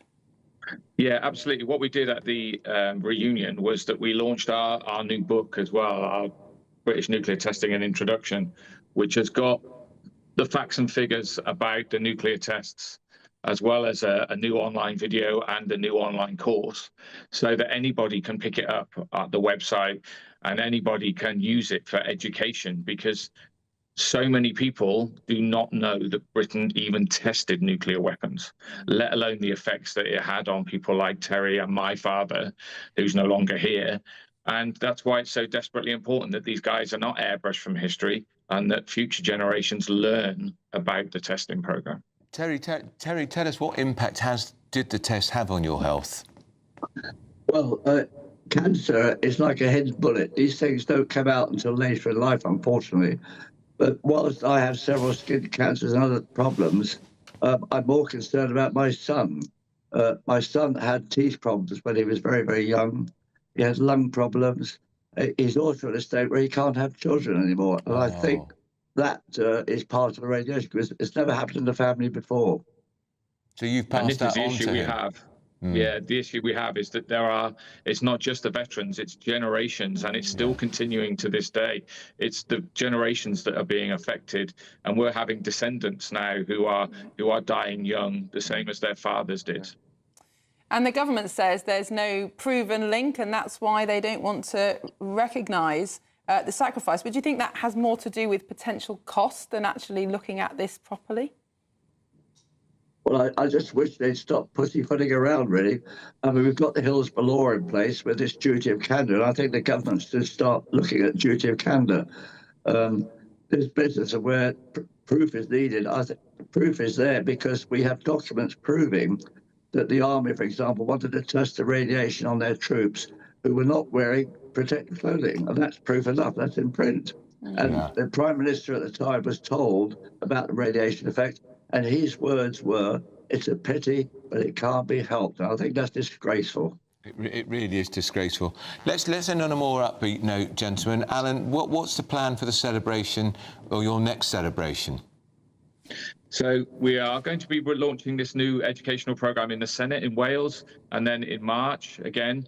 And then there is a Memorial Day at the National Memorial Arboretum where we will remember those that have fallen in October, which is the anniversary of the first British test. And then we're already booking people for next year, for the next reunion. People want to come back. When they were asked, what do they want to do? They want to do another reunion. They were like, yes, put my name down. I want to come back. So it's great that they are continuing the work. We continue to pressurise the government, but we have to look after these guys. These guys are precious. They are special people, and we are a special family. And we want to make sure that they get recognised, but we need to look after them. Well, indeed you do. And, Alan, you do a great job with them. That's nuclear veteran Captain Terry Hughes and the founder of Lab Rats International, Alan Owen, who lost his own father as a result of these tests. Gentlemen, great to see you, and we'll see you again, I'm sure. Real heroes. Amazing story, isn't it? Absolutely. And it's just slipped under the radar of government after government after government, because we've made quite a lot of noise here, but... Well, let's hope it gets picked up. Well, coming up next, find out why the Duchess of York, Sarah Ferguson, may be banned from Christmas at Sandringham this year. But first, if you want some elusive holiday sun, stay tuned. Here it is.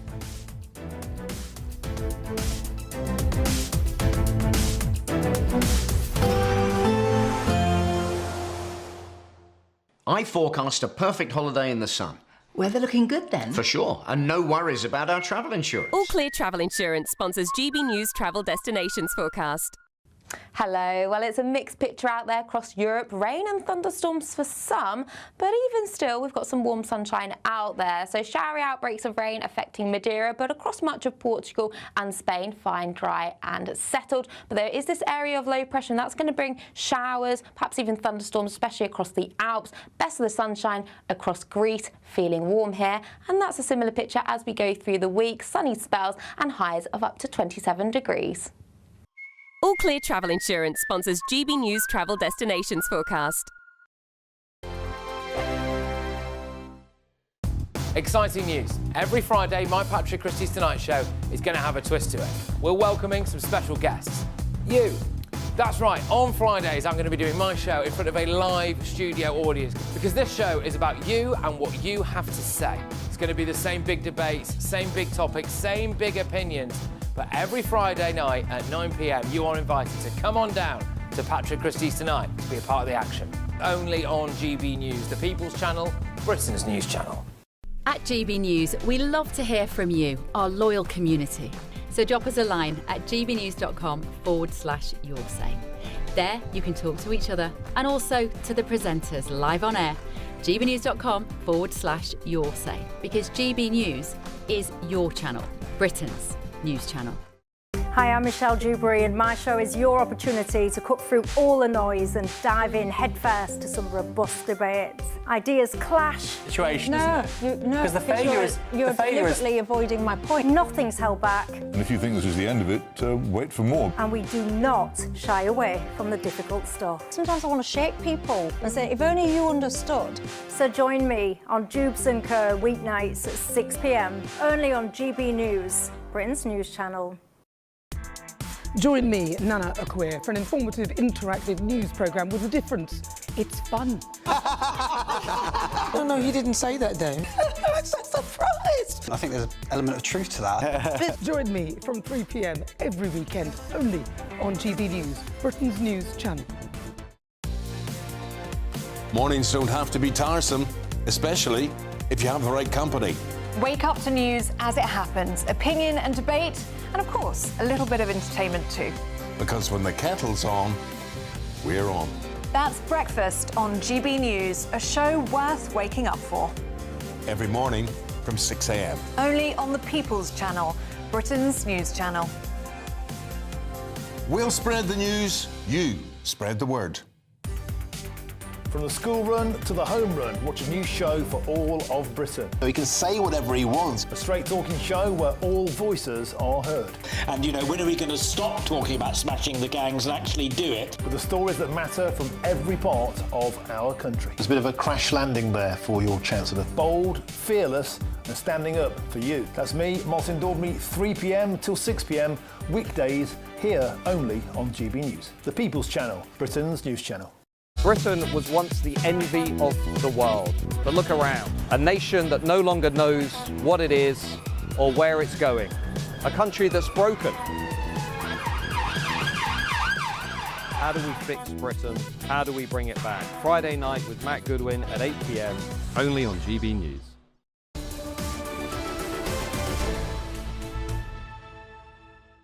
Welcome back. It's 8 minutes to 11. You're watching Britain's Newsroom on GB News. It was a big story on the front page of the Sun, Sunday Sun and Mail on Sunday yesterday. They'd found emails that Sarah Ferguson, who in 2011 gave an interview to the Evening Standard where she says, "I regret my association with Jeffrey Epstein, awful, wicked, terrible paedophile. I should never have taken £11,000 from him." A few weeks later, the Mail on Sunday has found the email she sent to Jeffrey Epstein where she described him as a great hero of the people. She's been found well and truly out. She apologised for disowning him and called him a, quote, supreme friend. We've got part of our panel about Piers Pottinger, because, Piers, I know one of the misfortunes you had in your very varied professional life, advising many people, you had the misfortune to advise the flame-haired Duchess of York. Yes.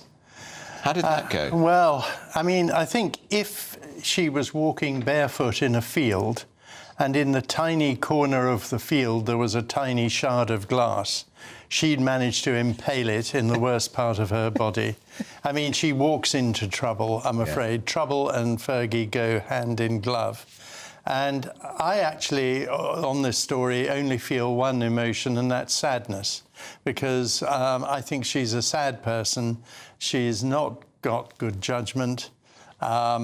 And together with her husband, they really are the glaring embarrassment, apart from Harry, of course, who's actually different because Harry's a nasty person. Whereas Fergie, I don't believe to be a nasty person at all.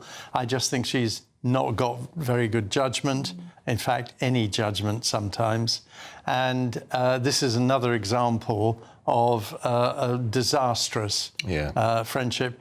And it was probably, almost certainly, the friendship was driven by her desperate need to pay her debts. And he wrote... Very sad. Very sad indeed. There's a statement from the Duchess of York which says, Miriam...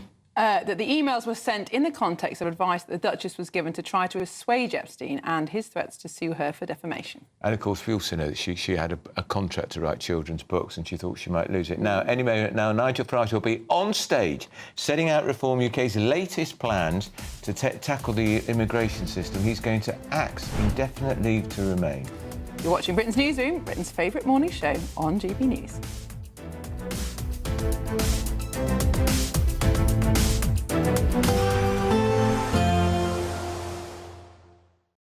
Today, clouds overhead, total zen within.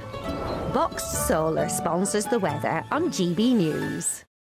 Good morning, welcome to your GB News weather update from the Met Office. Well, it's a chilly start out there this morning, but plenty of sunny spells as high pressure becomes more dominant as we go through the week. So any mist and fog patches soon lifting and clearing. Otherwise, plenty of blue sky out there throughout much of Monday. Cloudier across parts of Scotland and holding on to some showers still across Orkney and Shetland with that brisk northwesterly wind. Some cloud generally filtering in across East Anglia, but otherwise in the sunshine, highs of up to 16 or 17 degrees. So feeling pleasant, but temperatures widely still a little bit below average for the time of year. So through Monday evening then, there's going to be variable amounts of cloud across Scotland. There may be some early evening sunny spells, but still holding on to some showery outbreaks across Orkney and Shetland. Similar picture across Northern Ireland, variable amounts of cloud here and across Northern England. Best of any early evening sunshine really confined to Wales and the southwest of England, with the far southeast perhaps seeing a shower or two, especially across parts of Kent. So as we go through Monday night then, a similar picture to previous nights with lengthy clear skies. There'll still be a few showers around across Orkney and Shetland and perhaps even across East Anglia, and more so a focus across the far southeast of England. Otherwise, it's still going to be a chilly night out there, perhaps across Scotland not as cold with just a subtle shift in the wind direction, but mist and fog patches to start Tuesday morning and perhaps with a rural grass frost. So as we go through Tuesday, well, many places seeing another fine day, plenty of blue sky around, a bit more cloud just filtering in through the afternoon, especially across East Anglia, where we may see even a few showers for the far southeast. Otherwise, sunny spells into the afternoon, drier across Orkney and Shetland. Bye-bye. Today, clouds overhead, total zen within. Box Solar sponsors the weather on GB News.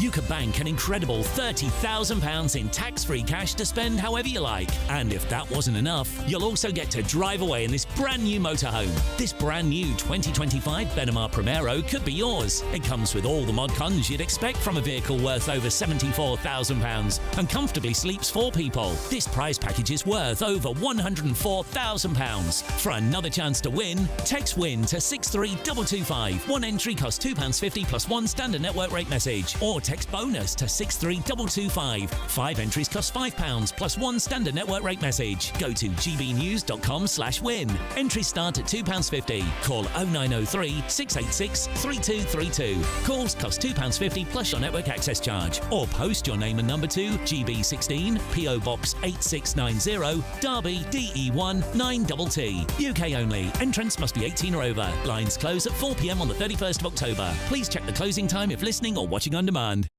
It's Patrick Christie's Tonight, and here we do things differently. It's explaining the absolute madness of this, doesn't it? It's explosive. I mean, this is very good. It's lively. 850. Your government sat there, Sean, and it did nothing. It's controversial. And the Middle East has been in turmoil since before I was born. It's everything you need to kickstart your evening. Everyone's had their Weetabix tonight. I love to see it. That's Patrick Christie's Tonight, weeknights from 9 p.m.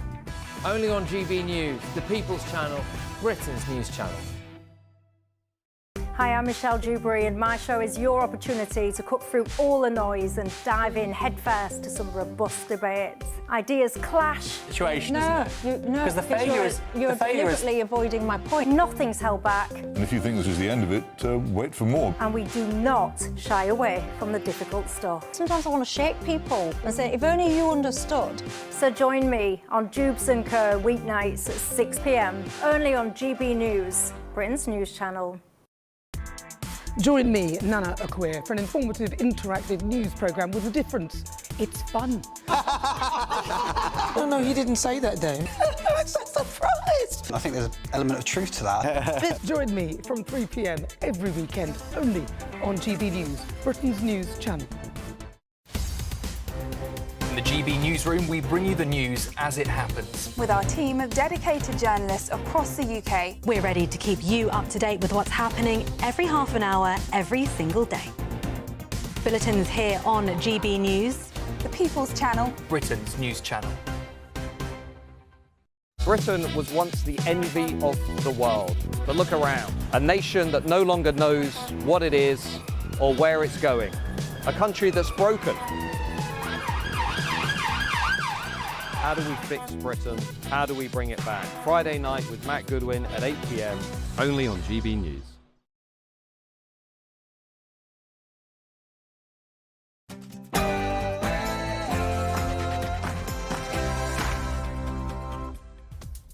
It's 11 o'clock on Monday, the 22nd of September, live across the UK, Britain's Newsroom with Andrew Pearce and Miriam Cates.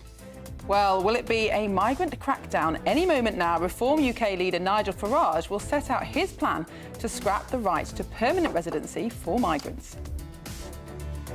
as Prime Minister of this great country that the United Kingdom formally recognises the State of Palestine. What a dynamic speaker, my word. That's the Prime Minister's Gaza gamble. Hamas declares victory after the government's recognition of Palestine.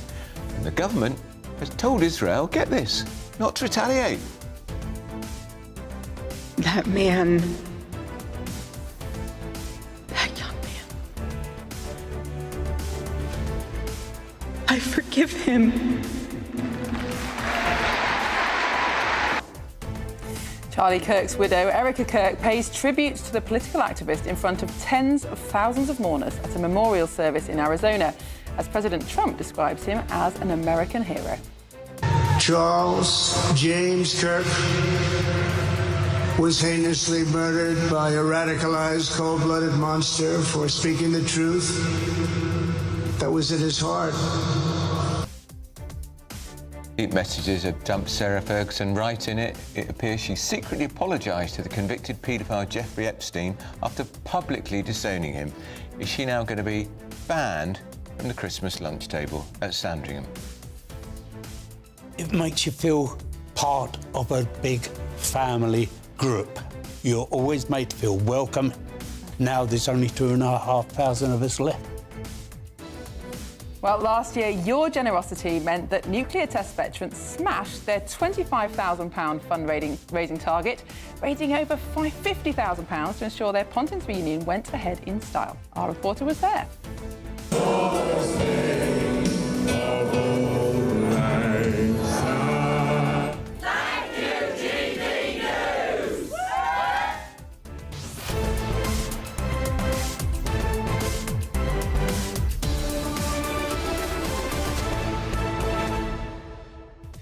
Well, Andrew, for a second Monday running, we're about to go live to a Reform UK conference. Last week, of course, it was a complete surprise. They'd managed to keep the defection of Danny Kruger a secret. We worked out it was a defector because there were two chairs on the stage. So we thought one for Nigel, one for a defector. But this week, they've trailed the policy announcement in advance.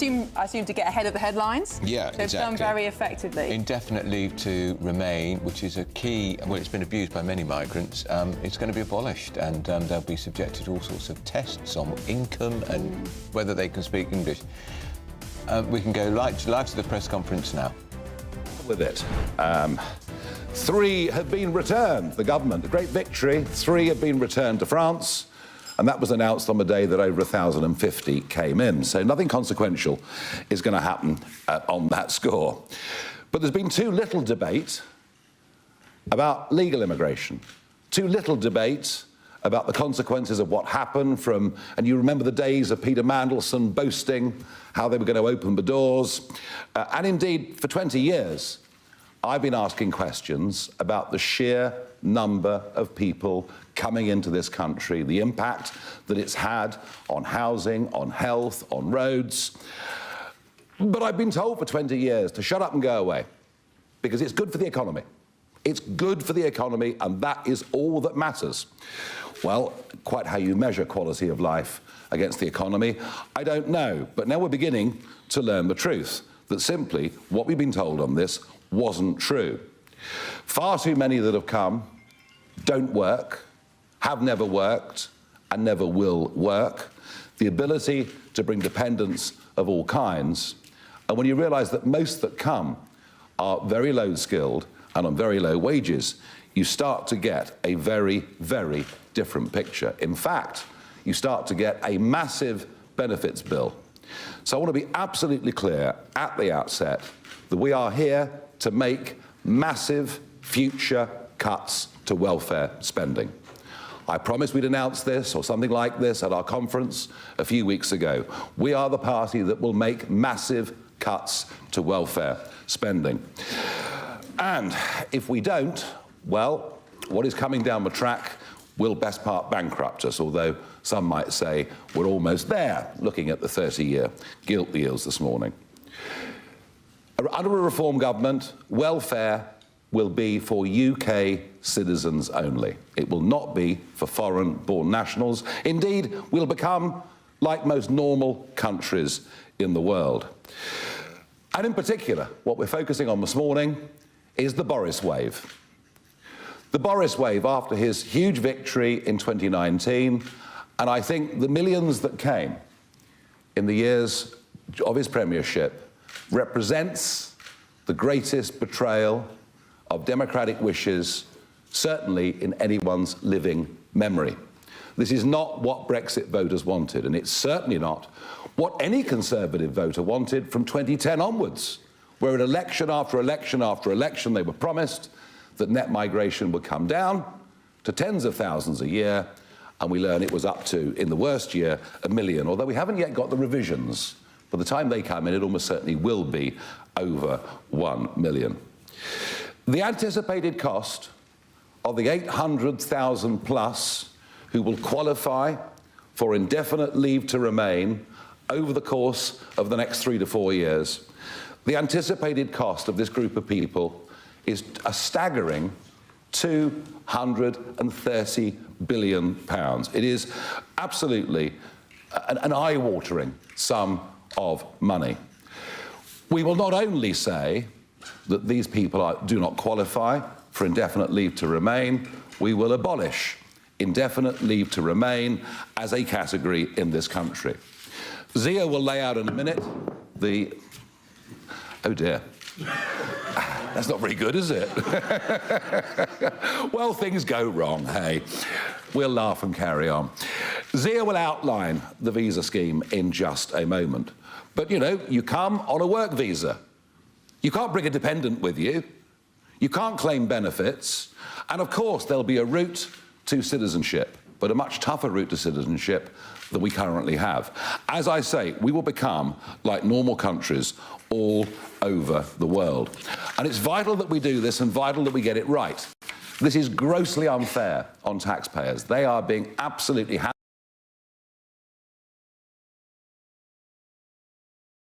And in terms of the national debt, which I touched on earlier, well, we've got major, major problems looming there already. We are not the world's food bank. It is not for us to provide welfare for people coming in from all over the world. The 800,000 people that will get indefinite leave to remain unless this policy is revoked tend to be young, tend to be low-skilled. They are going to be a huge burden on the state. And yes, of course, there's been debate in the newspapers this morning about those already here with indefinite leave to remain, and we just don't know. We don't know, because the figures aren't available, just how many of those are currently claiming benefits. What we do know is that 1 in 6 claimants of universal credit alone today, 1 in 6 is a foreign-born national. And we don't have the relevant figures for PIP and many of the other benefits that are available. Getting numbers out of this and the last government has proved a very difficult thing to do. So yes, we'll have work visas, and I've made it very, very clear. You come here to work and you're working. And what we're announcing today is, without doubt, a very bold set of proposals. It takes us away from where the debate in British politics has been for the last 25 years, but it does actually put the British people first. And that's why the document is entitled Prioritising UK Citizens. And that is the right, proper, decent and fair thing to do. I will hand over now to Zia Youssef.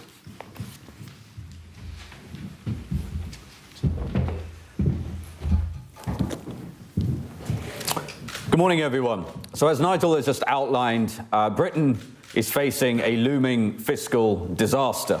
The Boris wave, in fact, actually the biggest betrayal the Tory government inflicted on this country has not yet exploded. That is the Boris wave. That is the millions of largely low-skilled, unskilled, non-EU migrants that were allowed to come to this country with more dependents than ever before, who will, in the coming years, be eligible to apply for indefinite, for ILR, indefinite leave to remain.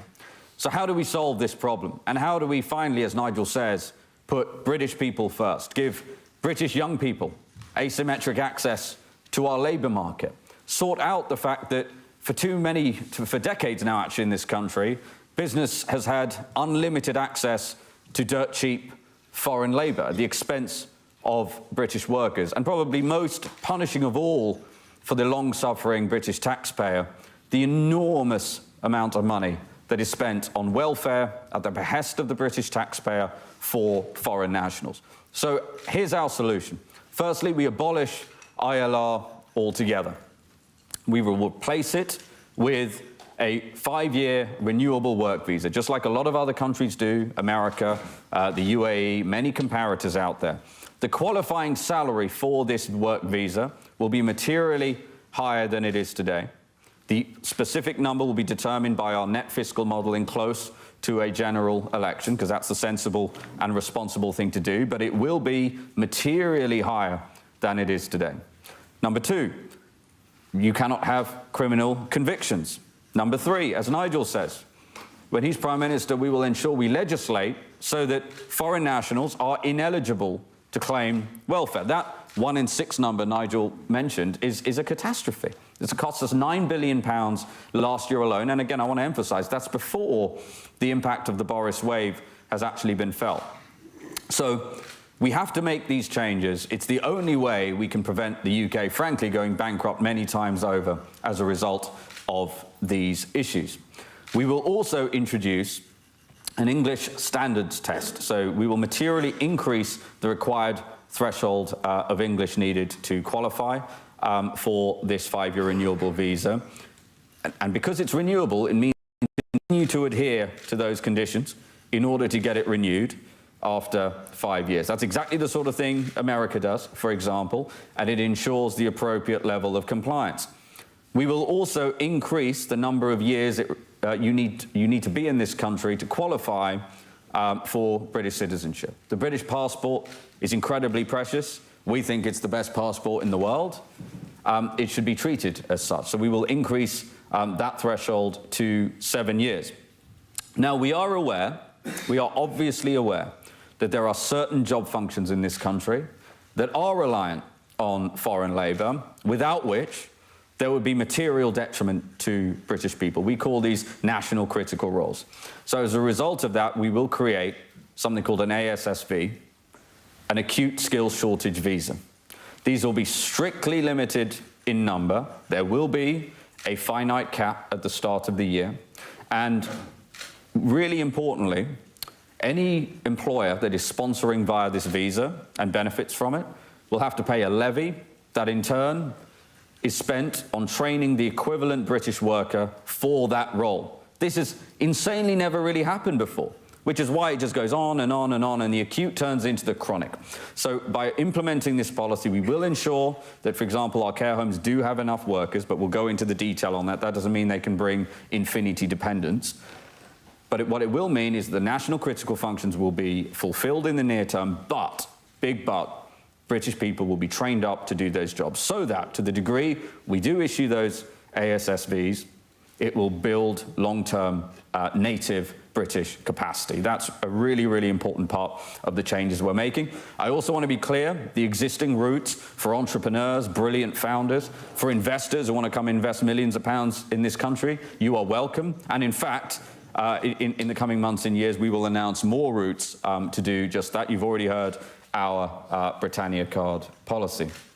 Now, one of the interesting things about all of these policies we have announced here is that they can be summed up by the statement that a reform government under Nigel expects migrants to more than pay their way, not commit crime, and ultimately to speak English and contribute to this country.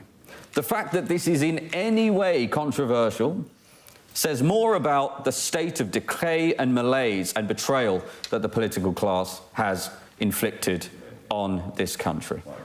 So I want to say one other thing, because Nigel mentioned it, but I just cannot emphasize this enough. You're probably going to have questions about, is it 234 billion? Is it 200 billion? Is it 400 billion? I want to make this point. The government chooses to hide data about the visa status and nationality of people using the NHS. So we don't know what that cost item is. It chooses to hide the same for state pension recipients. It chooses to hide the same for PIP, disability recipients. And it chooses to hide the same for social care. These are enormous cost items. Ask yourselves why they hide those numbers. The true scale of this fiscal disaster that is looming on this country, if we do not get a reform government and if Nigel's not the Prime Minister, in reality is much, much higher than that £234 billion a year. And that's before we talk about the robbing of British people of their culture, the robbing of our young people of opportunity. You know, Boris Johnson was in the last week wrote an op-ed lambasting our younger generation for being wet, for being wimps. Now, look, there are many challenges that ail our young generation, and of course they're not perfect. But no older generation in this country had to compete with so much cheap, unskilled foreign labour coming into this country. So I personally thought Boris Johnson having the gall to write such a thing was a bit rich. But look, ultimately, what this comes down to is prioritising British people for British jobs, ensuring that our welfare system is for UK citizens and UK citizens only, and ensuring that that Boris wave of enormous numbers, millions, in fact 3.8 million, is what you would consider to be in the Boris wave. The 800,000 of that one might estimate would get ILR. I want to emphasise this point too, actually. This is a really important point to note. That makes assumptions about the take-up of ILR that are based on historic data. That historic data was when EU nationals were the majority of the incoming net legal migration cohorts. This is flipped completely on its head. So even that would suggest that the assumption of 234 billion is way too low, because I put it to you, no matter what your political persuasion, try to be objective about answering this question. Do you think French people and Swedish people and Finns are more or less likely to apply for ILR and ultimately citizenship in this country than people from India, Afghanistan, or Pakistan? I think we all know the answer to that question. So I want to emphasise again, the magnitude of this looming fiscal disaster is huge. Reform will solve the problem. Thank you very much, and we'll take questions. Thank you, sir. Zia, thank you. Unlike, I think, the other parties. And we're going to begin with Ian Watson from the BBC. Okay, thank you. Ian Watson. There's a microphone. Yes, sir. You may well anticipated some of these questions, but let's ask you firstly a specific question, then a more general question. Specifically, the first line of this document and the last line quotes the £230 billion figure, which the Centre for Policy Studies, who come up with the figure, say is no longer. Will you withdraw that figure? More generally, isn't it the case that people are more concerned about what is going on in the Channel than with people who are already here, who've passed English language tests, who are perhaps paid modestly in the care sector? And doesn't it sit uncomfortably with a British sense of fair play to tell people who think they're here indefinitely that they've got to leave?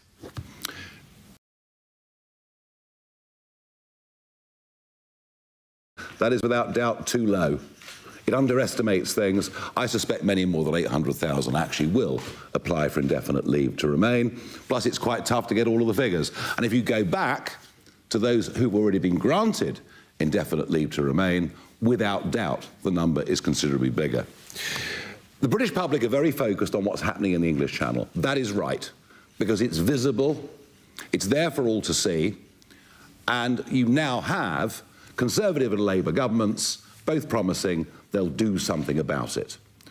So the issue's become a very big national issue, and people are worried, as we saw with the Bell Hotel in Epping. They're worried about crime, they're worried about national security.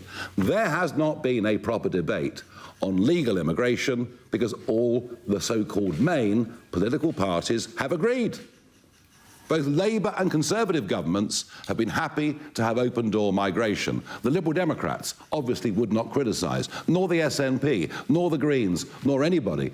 And that is why we've not had a proper, full national debate about this. What we are attempting to do today is to make people realise that large-scale migration into Britain, where 50% at least of those that come will never work and live off the British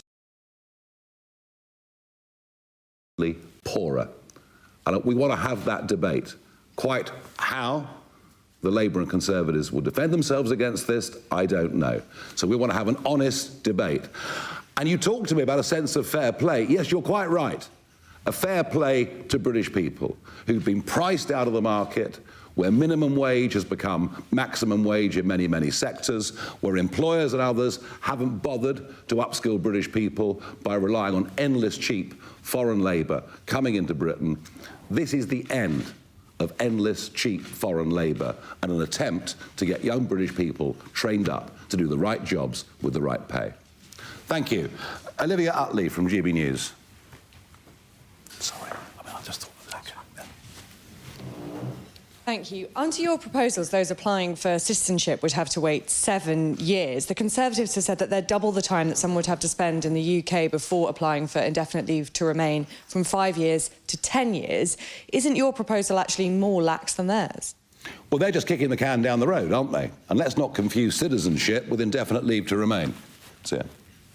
Yeah, exactly. So firstly, you know, once again, this actually probably is the ultimate example of the Tories turning up as firefighters for their own arson. I mean, they've inflicted all of this on the country. This is probably the ultimate example of that. But look, there are people who come to this country and contribute. I actually want to go back to that question about care home workers and fair play. My mother has worked in care homes for years, still works in care homes to this day, and she's over 70. And some people say, well, Zia, why don't you retire? I could pay her all the money in my pockets. I couldn't stop her delivering care, because that's who she is. And I will tell you this, inside care homes, nobody's more acutely aware of the abuse, the widespread, atrocious abuse of the care home visa programme that has happened over the last few years. So I want to be really clear about that. And we will ensure that there are enough staff to staff those care homes. But as we've been saying, at time and time again, not for infinity number of years. We have to start training British people to do those jobs and incentivise people to do them. And look, currently, it's about 5 years. Right? We are going to increase that to 7 years. But the most important part of what we are announcing today, I can't emphasise this enough, is that the Boris wave of 3.8 million people, the 800,000 that we would conservatively assume will take up ILR and then live off the state for the rest of their lives, will not happen under a Reform government. Very good. Mari Aurora from Sky News. Thank you, Mari Aurora from Sky News. Can I just get some clarity very quickly on if somebody is on benefits but has indefinite leave to remain at the moment, will they be deported? Is that exactly what the policy is? And if so, do you expect legal challenges on that? And if I may, just a second question, what about pensioners who have indefinite leave to remain? They won't be able to apply for a work visa because they're not working anymore, but they may have been in this country for decades. Let us deal with the main objective of today's press conference. It's to wake everybody up to the Boris wave. It's to wake everybody up to the sheer irresponsibility of the last government and the massive impending cost that will have on this country for decades and decades to come. That is the primary reason that we're sitting here talking with you today. Yes, it is true. There are those here on indefinite leave to remain that are living on benefits. Will we be free from legal challenges? Well, of course, having cut out the Human Rights Act, the European Court in Strasbourg, British courts will be free to make judgments that are the right judgments, which they're not at the moment. We are not for a minute pretending that going back through the backlog is going to be an easy thing to do. It'll be complex, it'll come in many forms, but we do intend to address it. So, any thoughts on that? Yeah, no, completely agree. I mean, look, will we get legal challenges to Nigel's entire agenda? Yes. One quite cool feature a government does actually have, if they have the political will and the parliamentary majority to do it, is to change the laws, which ultimately is what legal challenge is dealing with. So as Nigel says, top of the agenda is leaving the ECHR, repealing the Human Rights Act, replacing it with a British Bill of Rights. So to the degree there are legal challenges, Nigel's government will win them. OK, Romney Weeks from ITV News.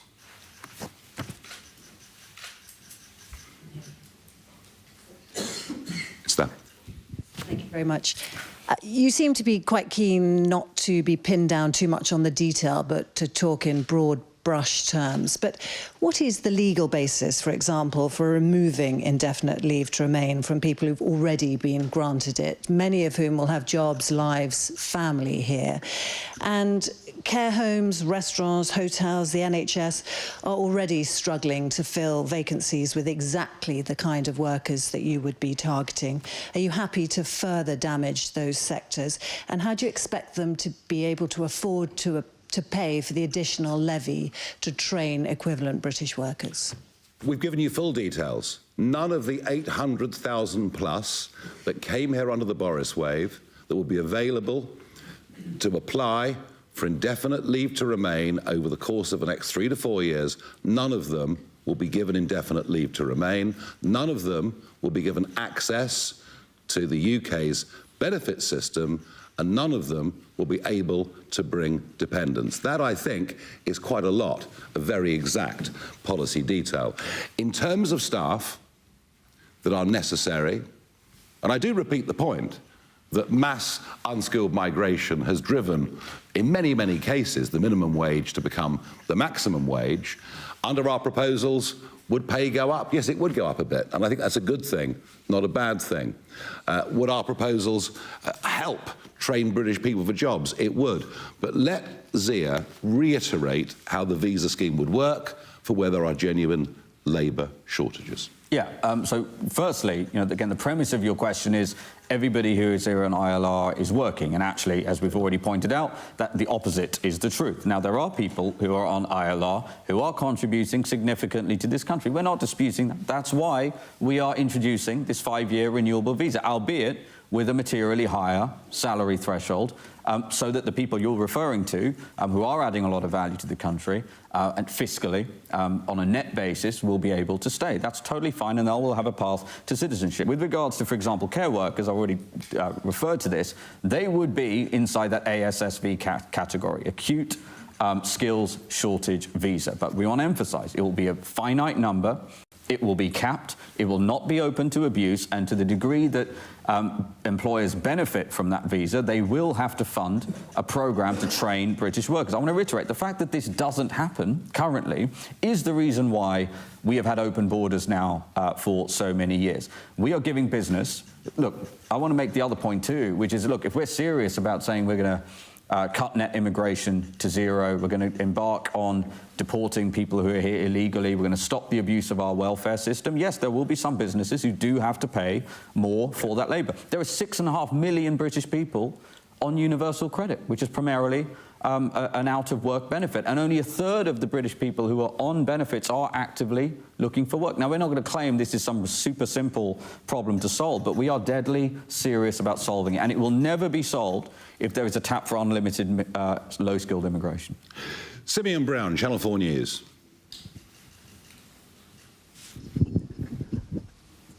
Many of the people who took part in the protests a few weeks ago to unite the United Kingdom said that their beef was not with people who were here for legal purposes. They said that if you came here and you were working and you were contributing, that was fine for them. Does this policy almost betray British values in the sense of fairness? And fundamentally, has there been an assessment of the cost? Many people on indefinite leave, they are working, they are contributing, they are running businesses. And so has there been a factoring of what impact this could have on those people? And ultimately, does this also set up potentially a kind of Windrush scandal type fiasco, especially when you consider how integrated many of those people really are? They're in marriages, they're in friendships, they're colleagues of people. So this policy has a potential to not only unsettle deep social fabrics, but also have a huge economic impact. Yeah, I mean, look, the reason that people will answer that at the march or wherever else it may be, and it goes back to the first question that we had today, is there's been no debate on this, there's been no facts. If people are coming here working, contributing, obeying the law, not bringing dependents, not using the welfare system, then people won't have any objections because we're a fair-minded country. What they don't know, because no one's ever told them, is over half of those that come don't work and will never, ever work and are a direct drain on the taxes that they themselves pay when they get up in the morning and go to work. And we're not against skilled immigration into Britain. In fact, Zia's said, of course, we want this. We want people coming in. We want bright people coming in. We want those that will contribute to our society. We will have lower skilled people on visas where there are genuine shortages in the market. We've not had the debate. And I repeat the point. For 20 years, I was told, shut up and go away because it's good for the economy. And now we can see, not only is there a massive welfare bill, not only is there the impact on the quality of life through a population that actually net financially, if you look at productivity and many other measures and de-skilling of the British workforce, it's been a net loss. On the complexity of families going back, we understand that. Yeah, we do. We absolutely understand that. And that's why we're giving people advance notice of what's coming, and this will all be in the, frankly, hundreds of pages of legislation that we aim to have ready should reform win the next general election. I want to go back. There was a question earlier about what's the legal basis for revoking on a retrospective basis ILRs that are already here. I want to be really clear about this. Parliament is sovereign. Parliament is sovereign. And with primary legislation, that will be the legal basis. Now, our aim, as we've said many times before, is to get Nigel into number 10 Downing Street, flanked by 350 to 400 Reform MPs who believe in this, who understand what our agenda is and will vote this stuff through. The fact that these questions are even asked in a country like this is just a function of learned helplessness, because we've had 14 years of Tory government that were basically 2 or 3 different political parties in one, and nobody had the political courage. So the answer is primary legislation and Parliament being sovereign. Martin Beckford from the Daily Mail. Thank you.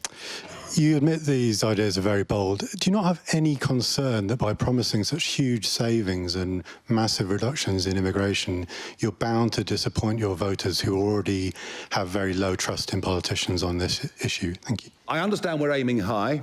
I understand we're ambitious. We need to be. The country's in dire trouble. Dire trouble economically, dire trouble socially.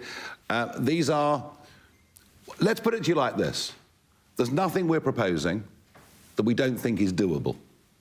And the primary purpose of today's press conference, as I'm going to say for a third or fourth time, is to make sure that the Boris wave do not qualify for ILR, are not able to bring dependents, are not able to claim benefits. Otherwise, the cost to our welfare system over the next 5 to 10 years will literally send us under economically. That is absolutely achievable.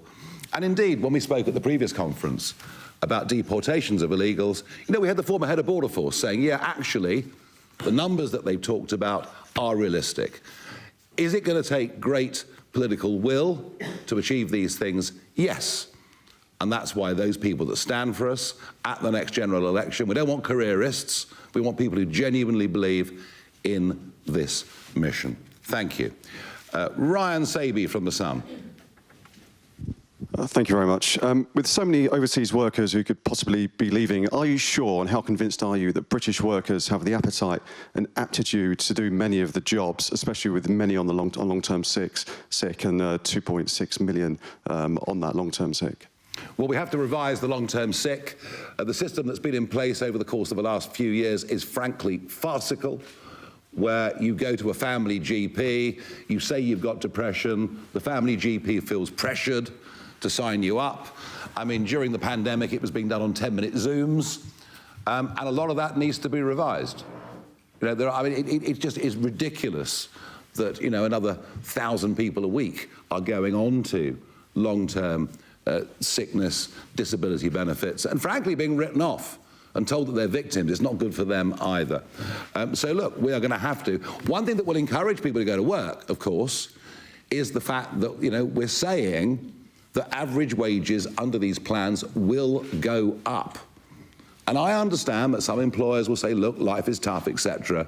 But equally, when you've got 1 million people now, 1 million people in work who would be better off coming off work and getting sickness and disability benefit tells you what a terrible poverty trap we're stuck in this country. And that is why, and this is an aspiration we can't do in the first year, this will take time, but it's why our ultimate aspiration will be to raise to £20,000 the threshold at which people start paying tax.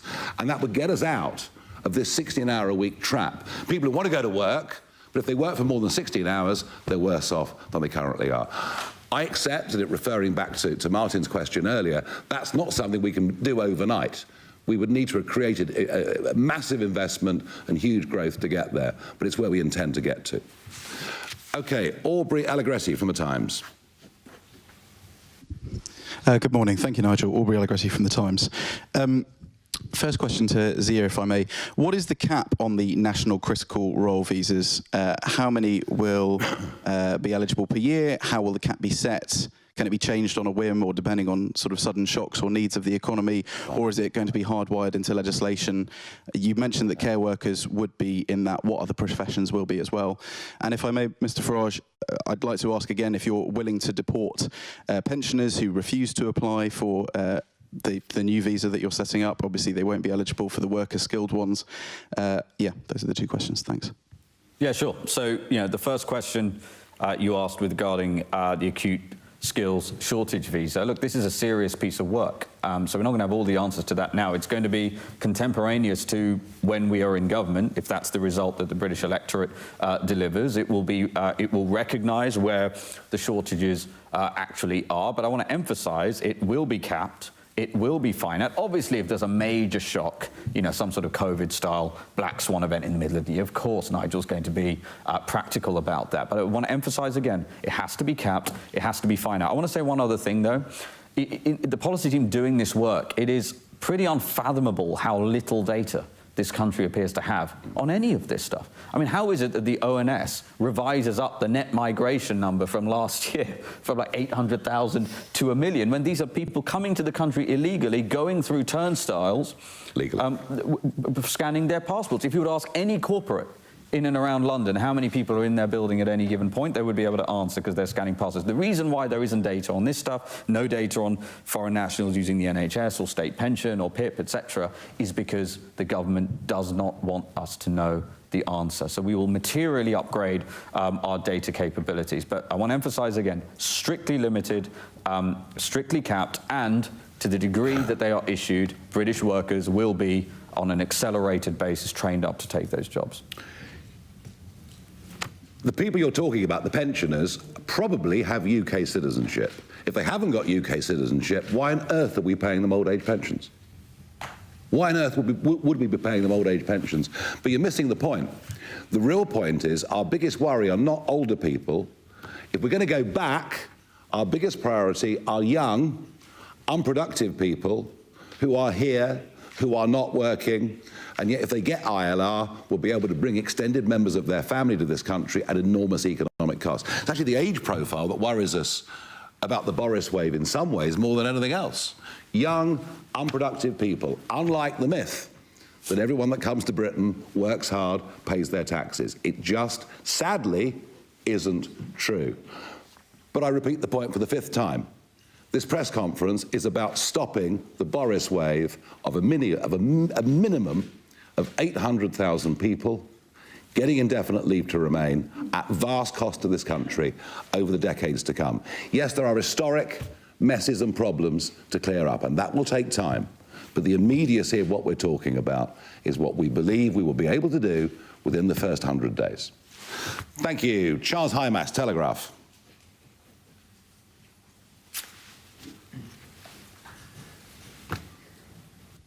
Can I just clarify on the proposals? Do they include EU settled status citizens, or is it only non-EU citizens, of which are about 420,000? And if it does include EU citizens, what implications are that for renegotiating the withdrawal agreement?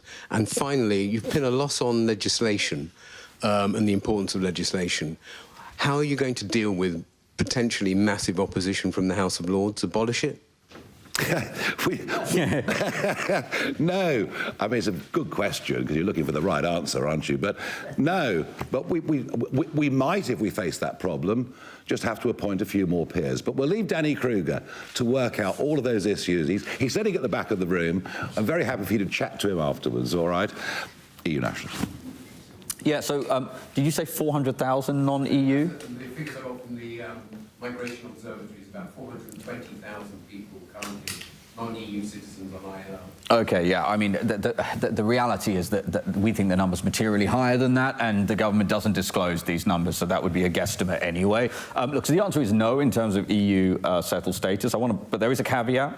There is a caveat. There are a lot of EU nationals in this country who are drawing on universal credit, so you can expect Nigel's government to open negotiations with the European Union specifically about the welfare aspect. But as Nigel has said time and again, the big issue we're talking about here is the non-EU numbers. And by the way, even if that 400,000 number is correct, which again, we certainly don't recognize that number, and we looked really hard to find any official data, most of the people we're talking about here do not yet have ILR. This is the point. They're going to be getting ILR at extraordinary, unprecedented rates. They're much younger than historic migrants. They're from countries that are, frankly, countries that will have a much higher propensity to claim ILR and citizenship than historically, because over 90%, I think 96% of the Boris wave are non-EU. This was the craziness of the betrayal. He basically flipped EU migration into non-EU migration and then turned on the afterburners. Yeah. Michael Knowles, Daily Express. Thank you very much. Your policy documents indicate that the number of dependents that someone can bring will be linked to their salaries. And it also specifies that, for example, Tier 1 would be one dependent. Will you specify who that dependent is? And to give an example, what would happen if it's a family of 4 of 2 adults and 2 children? Thank you. Yeah, so the answer is yes. If we're actually serious about ensuring migrants are paying their way, we know that dependents are orders of magnitude less likely to be working themselves and to be contributing, even on a gross basis, to the exchequer and to the country as a whole. So it has to be linked to that. And if you're in any doubt about that, if there's a world-class neurosurgeon who wants to move to the United Kingdom under a reform government, we're not going to be asking which kid they have to leave behind, right? So we have to be serious about this. The reason we haven't put the numbers in is, again, because we're serious. We need to do net fiscal modelling with whatever data is available. We will be lobbying as hard as we can to get disclosure from this government about, the inputs into that model, and it will be contemporaneous to just before a general election. So there has to be a very serious discussion about how many dependents come, and that's why we've modelled it that way. All over the world, you apply for a work visa, that visa is for you. Not to bring your family, it's for you.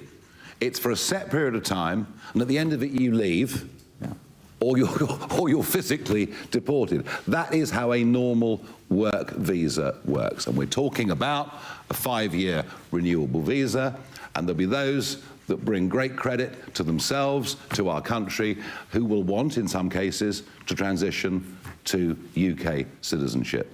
Others who won't, and once the visa is up, it's up and they go. And this is the odd thing about our debate in this country, is that we've just accepted that a work visa is an automatic route to immigration for you and the whole of your family from whatever part of the world it may be. That is how completely wrong-headed everything has been since New Labour, going back to the late 1990s when this thinking first came in, having not been there at all in the decades since the end of the Second World War. 50 years, 55 years of managed migration, sensible net migration that had come to Britain in all those years, and everything went haywire under New Labour, and sadly the Conservatives, whilst talking the talk, never had the courage to walk the walk, and we have. Neela Lloyd from PA. Thanks. You've said that legal migration under Boris Johnson was very poorly managed, but as it stands, isn't it the case that people who came to the country under that government will have had the opportunity to apply for UK citizenship by the time of the next election? And is it part of your plans to retroactively review UK citizenship grants, as well as reviewing the right to be here for people who were previously granted ILR? Or will everyone who has previously been granted UK citizenship be safe? No, no. If you've been granted UK citizenship, you have been granted UK citizenship. To be absolutely clear, there should be no confusion over that. You know, we would not retrospectively change that because you become a legal citizen of this country. We would never, ever suggest otherwise. Yeah, no, nothing to add to that. Okie dokie. Lucy White from Bloomberg. Hi both, thank you for taking questions. I wanted to ask you about, well, Labour has already announced plans to extend the timeline for ILR from 5 years to 10 years. Already we've had a lot of questions from clients, from readers in the city who are worried about the fact that they may no longer be able to, you know, have the plans that they were banking on when they arrived in this country.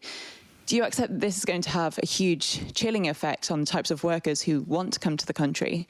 And yes, you talk about the investor visa and so on, but there are many people who would not qualify for an investor visa who are still bringing a lot of economic benefit to the country. And then if I can ask about the care sector as well, how do you expect them to fund the training that you're asking them to do when it is largely a state-funded sector and they're already saying that they can't afford that? Lots and lots of questions there. Very good. So Labour have said they will extend it from 5 years to 10 years because, you know, they're being advised there is a fiscal disaster coming down the road at them. But they're obviously aware of this. They've said they'll kick it from 5 to 10 years. As far as I'm aware, they've taken no action on this whatsoever. And all that is doing is kicking the can down the road, whilst at the same time, huge numbers of people continue to come. So that doesn't actually solve anything.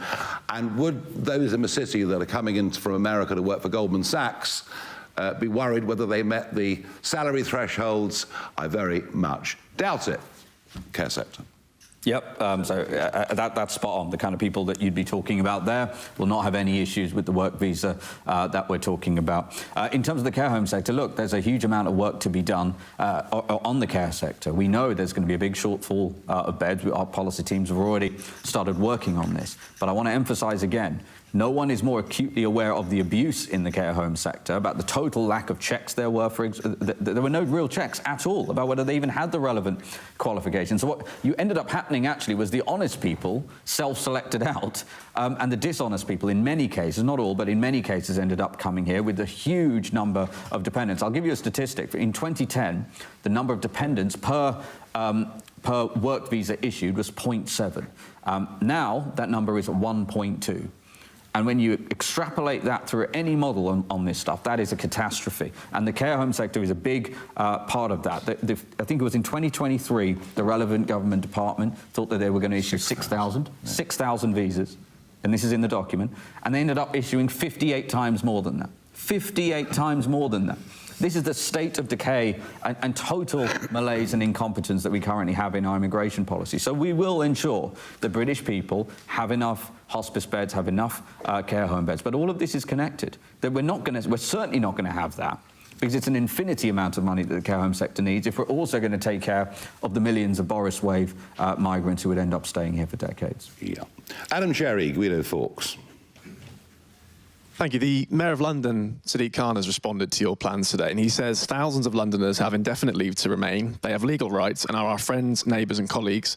He goes on to say threatening to deport people living and working here legally is unacceptable. What's your response? What about the ones that aren't working? What about the ones that have never worked and never will work? What about having an honest debate about those we've let into this country, many of whom are great people? Fine, we understand that, but too many of whom are not. We've totally misunderstood what a work permit, what a work visa is. It's been a backdoor to full-time settlement. And look, you know, we will do battle with Mayor Khan in the 32 London boroughs that are up for election next May. And I'll answer more directly questions from him when the time comes.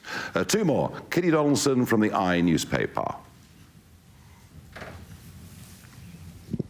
Thanks very much. Apologies if I missed this, but have you put a salary cap on the higher rate for working visas? And secondly, just to go back to the care sector, we're staring down the barrel of an ageing population, councils who are strapped for cash. will there be a sort of transition period where you say to councils, look, we're not taking away all your cheap labour, and how long will that transition period be? And I mean, when, if Reform wins the general election, at which point do you think you'll get to the point where you've got the sort of labour you want to have in place in the care sector? On the first part of that, on caps, you ask about salary caps. There was another question over there about numbers caps. The point about caps is that they're things that need to be changed every single year. They vary according to circumstance, according to industry. And, you know, the answer is, we don't know where the next general election is going to be. I suspect it might be rather sooner than some other people think it will be. And we'll do that nearer the time. To do it now would be quite ridiculous. Care again. Yeah, I mean, look, it's exactly as Nigel said.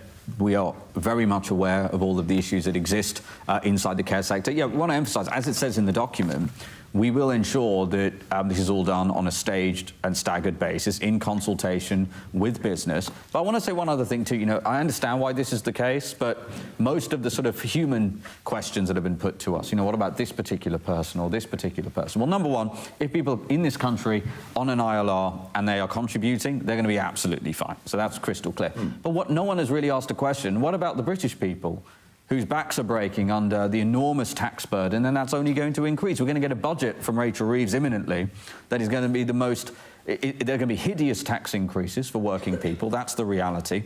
This country is buckling under that pressure. When we speak to voters, when we speak to British people, nobody seems to care about their plight. Nobody seems to care about the plight of young people, as I said, who have to compete with all of this foreign labour. So those are the people ultimately we're looking out for. It's a very strong point. And last question, Anna Gross, Financial Times. Thank you. Nigel, you said in your opening remarks that we don't know how many migrants are claiming benefits, but you wrote in the Daily Mail that most migrants rely on benefits. Can you clarify which cohort you were referring to in the article and what's the source of that statistic? And because migration experts that I've spoken to this morning say that there's no evidence at all for that claim. We are firmly of the belief, with research backing it up, that just over 50% of those who are coming up as part of the Boris wave for indefinite leave to remain are not working, have not worked, and in all probability will never, ever work. And by the way, if you want to challenge what I've just said, ask the government for the numbers. Ask the British government for the numbers, because we've been trying for quite a long time and failed. Maybe with the might and the power of the Financial Times, you can get a straight answer. I see one more hand up over there, if you want to pass the microphone down. Two more, sorry. Thank you very much. Aggie Chambray, LBC. First question, have you done any modelling on how many businesses will close as a result of this policy? And if you have, can you tell us how many? And also today you've been extremely critical of Boris Johnson, talked a lot about the Boris wave.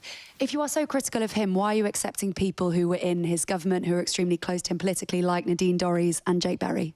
Well, we've accepted one or two people that were in that government who understand the error of their ways and have come to us for repentance, is the answer to that. And how many I wonder how many businesses have closed.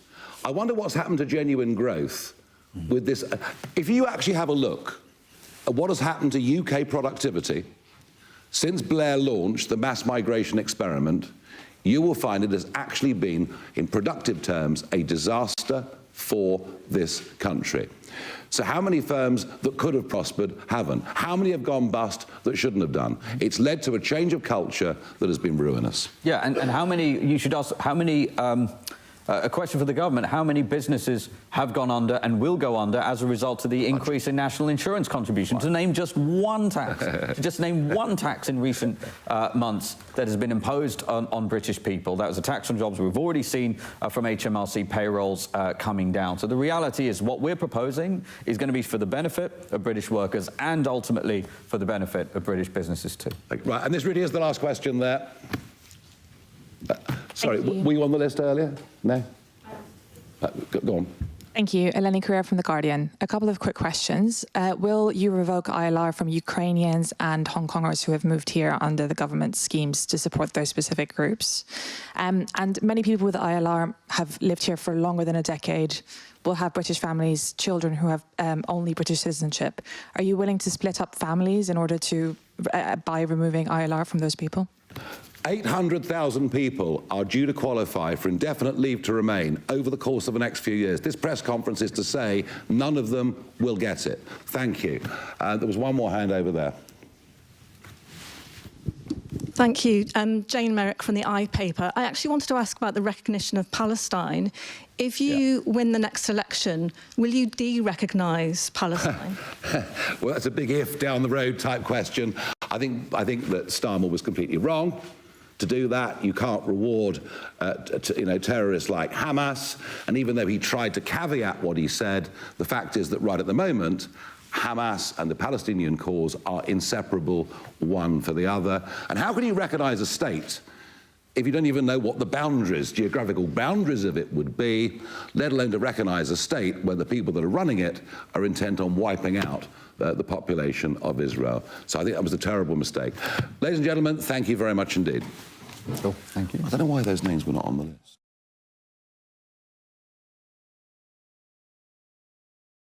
Conference, an epic. Nigel Farage has taken a leaf out of Donald Trump's book. He answers questions from every member of the press who's there, and I took great delight in the fact that The Guardian were last in the queue, followed by the Financial Times, Piers Pottinger. Yes. He deals with it very well. Yes, he does. He may not answer them completely, but he sounds and looks good. Look, Nigel Farage is the best political communicator in the country. There's no question.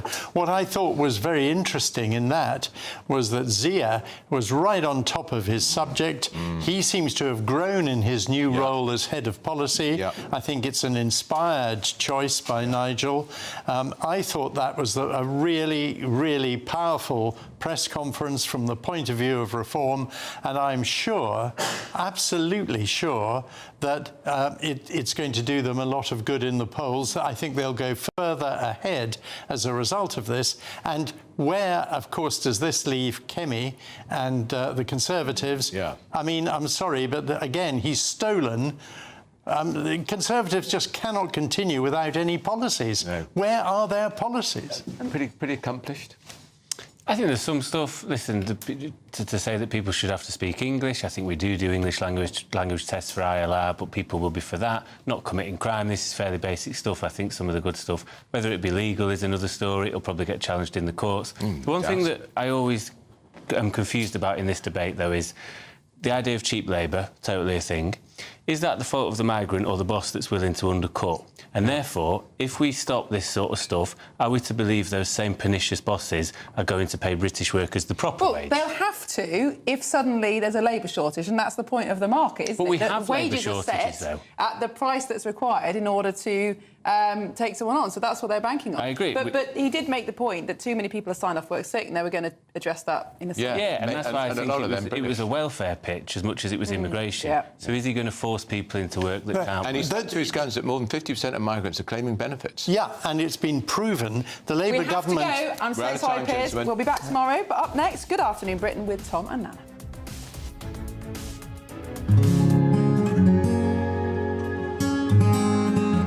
I think for far too long in this country, millions of people felt as though they weren't represented at all by the establishment media. GBNews was needed because there literally was no other voice. Everyone was saying the same thing. GBNews exists because there is a desperate need for fearless journalism that puts the people first. GBNews